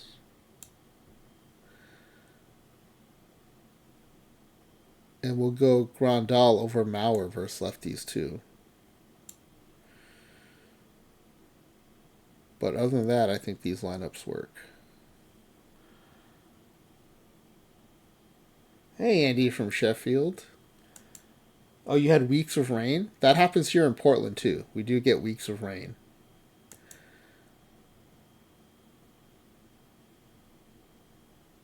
God dang it, I just undid everything I just did. I instead of asking for depth charts, I asked for lineups and I just undid everything. Fortunately, I don't think I did a ton.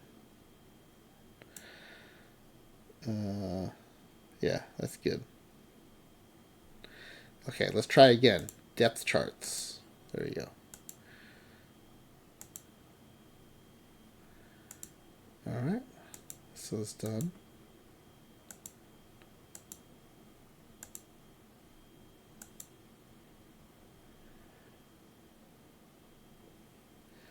Alright, and then we're going to do one more draft.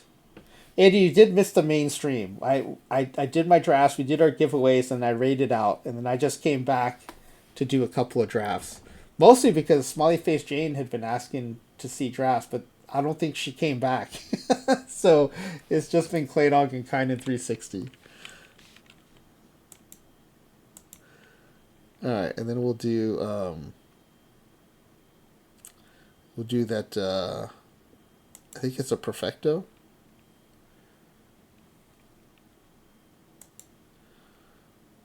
Yeah, perfecto sunrise, that's what it was.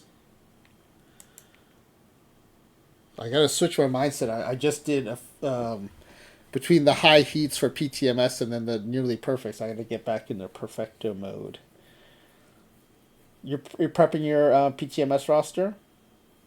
I did two. I did two of those yesterday too. They were. I thought they were fun. I thought they were more fun than some of the recent PTCSs for sure. All right, this is a perfecto, just base, modern run environment, neutral stadium.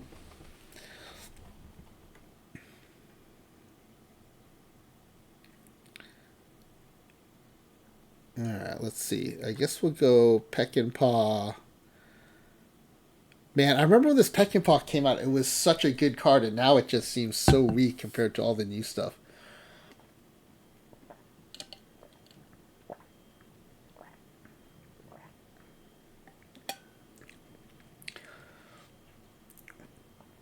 I think it's Pavetta Peckinpah here.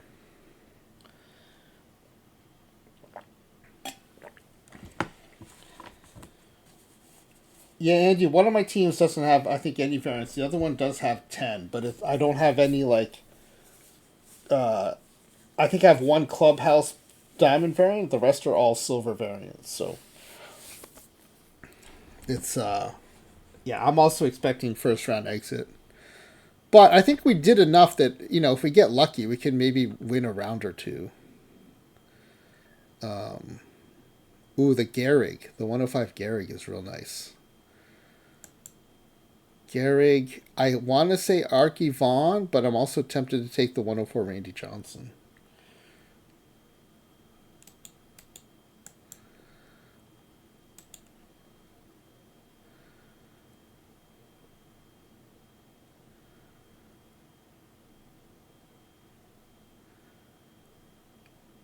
I think there are probably more Randy Johnson alternatives than there are Arky Vaughn alternatives. But then again, I need 5 Randy Johnson alternatives.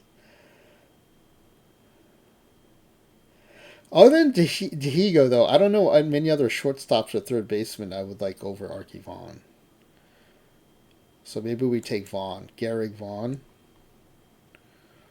I don't think I can pass up this Gehrig. It's too good. Oh, yeah, Marty Bystrom variant. That's awesome. That's a good card for that. Congrats. That's a great pull. All right, we'll go Real Muto. Is it Lamette?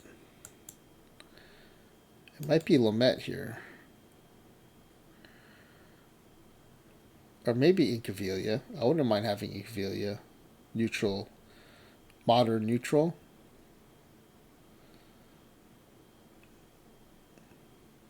He's got more power and then better contact and eye than Bo Jackson. Just can't play center field. All right, we'll go Incaviglia. Cupid Childs, perfect.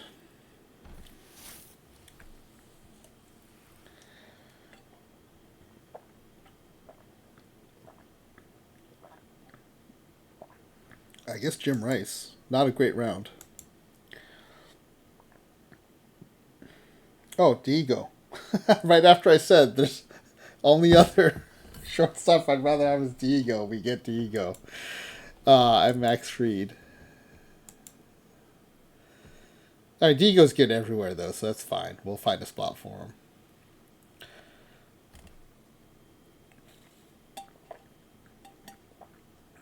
I think it's Profar Kluber.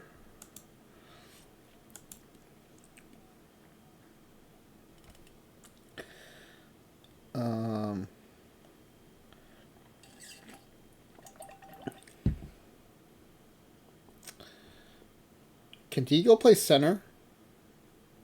He sure can. 130 in center field. Okay.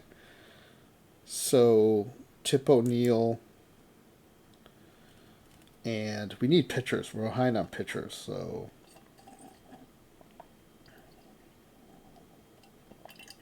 Or we could go catcher. We can go Torrey. Now, let's go. Is it Hunter Green or Necro? We'll go Tip O'Neill Necro. Just because we're so far behind on arms.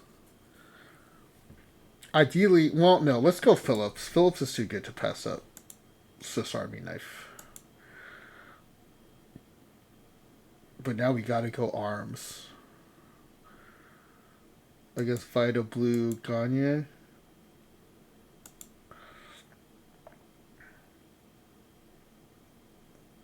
Oh, man. I don't know if I can pass up Pete Rose and Frank Thomas. Let's see. Yeah, actually, those Pete Rose will definitely help fill any openings we still have left. And there's no pitcher I really like here, so we'll go Frank Thomas, Pete Rose.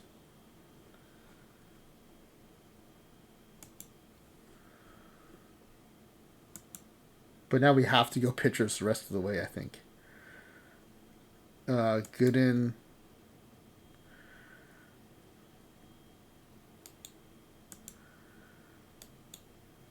Mathewson.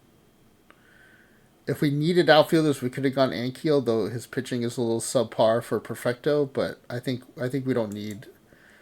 I don't think we need a outfielder. We need one more catcher is what we need.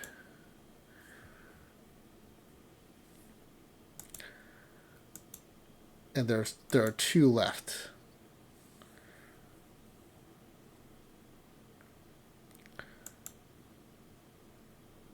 All right, there's Pudge. So do we take him now? Or do we hope there's a better catcher coming? And then risk getting live Will Smith.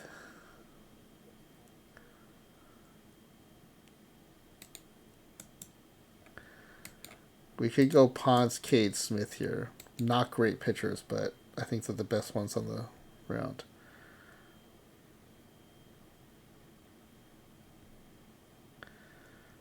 You know, given there aren't great pitchers here, maybe I do just go Cade Smith, Pudge, and then hope to get some really good pitchers.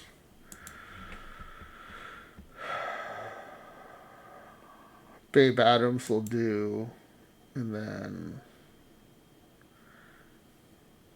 yes, I can't take Tris Speaker or J-Ram because we need to go pitcher.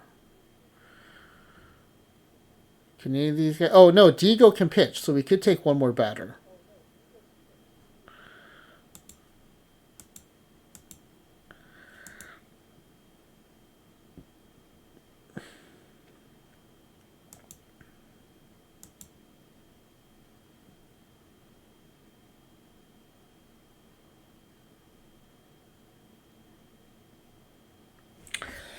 J-Ram or Speaker. I mean, right now Profar's playing center field for me, so Tris Speaker would be a pretty big upgrade. We'll go Babe Adams, Tris Speaker, and then we got to take two pitchers. We have 8 starters coming up. Pedro and Lefty Grove. Oh, that worked out really... Oh, Pedro and Greg Maddux. That worked out really well. Don't try that at home.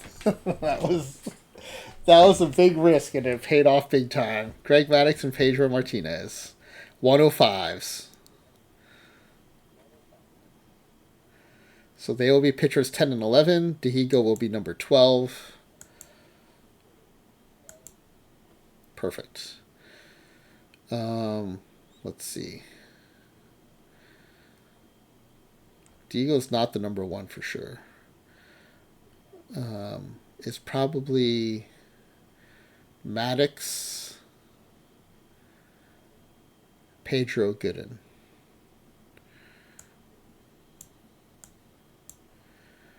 Then Diego, and then is it really Mathewson? What about Kluber or Babe Adams? I think you put Mathewson there because he can hit, and I don't need that. Go Babe Adams. Okay. And then let's see. Freed or Blue? Freed is the stopper. With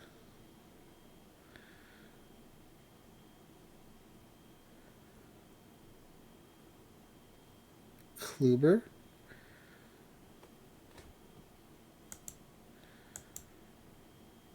Gagne closer.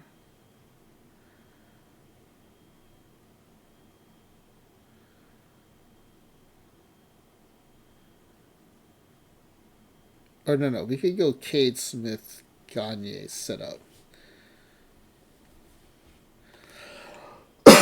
No, actually, I like Gagne closing. Cade Smith, Mathewson setup, Pivetta Blue, middle relief.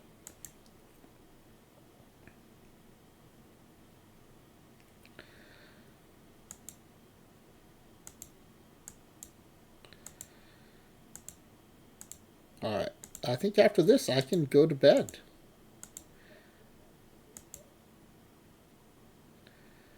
Good luck tomorrow, everybody.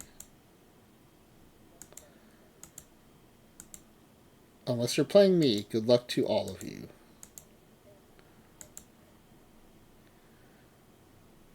Ideally, 4 of us will meet in the semifinals, right?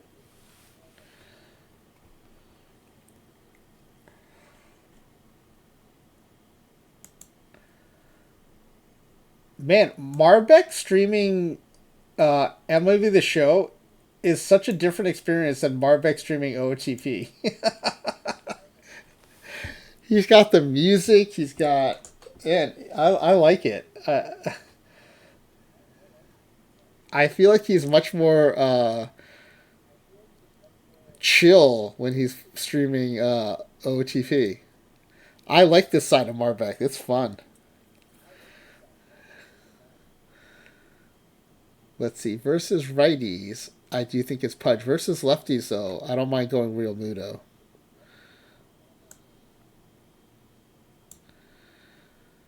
And then Cupid Childs versus righties for sure. Versus lefties.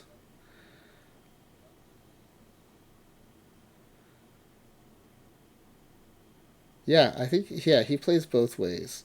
I'm trying to figure out where Pete Rose might fit in here. I think he's just a bench piece on this lineup. That's right. Yeah, he started on the other one because it was a high heat. I think on this one he's a bench piece.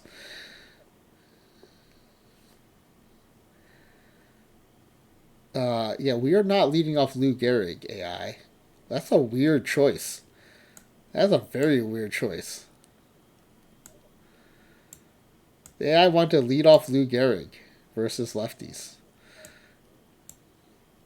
That is a wild choice.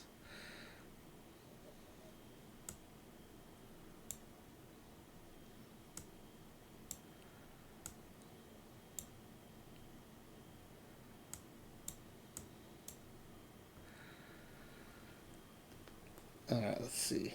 Also, did y'all catch that Real Muto's at 122? 122 at stealing? That's wild. That's like elite stealing.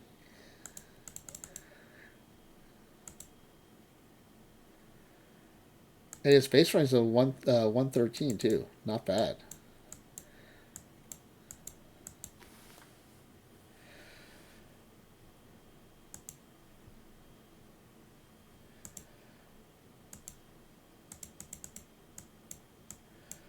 Alright, I think we are done. I am ready for bed. Just gotta walk Crouton. The only thing standing between me and some good shut-eye is Crouton.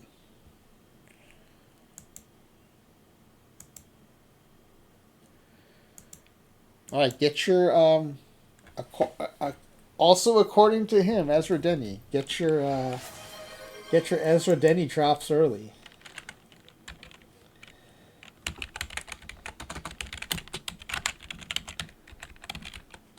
One farewell switch for Crouton from Nerd of Anarchy. There you go, buddy. Yeah, we're gonna walk in a second, buddy boy. I can tell you want to go out. We'll take you out there. Alright. Alright, should we raid Marbeck again? You'd be so confused. I think we're good. I think I'm just going to shut down the stream. But for those of you who came back, thanks for coming back. Hope you enjoyed those drafts. And we will catch you next time, hopefully tomorrow night. Alright, time to shut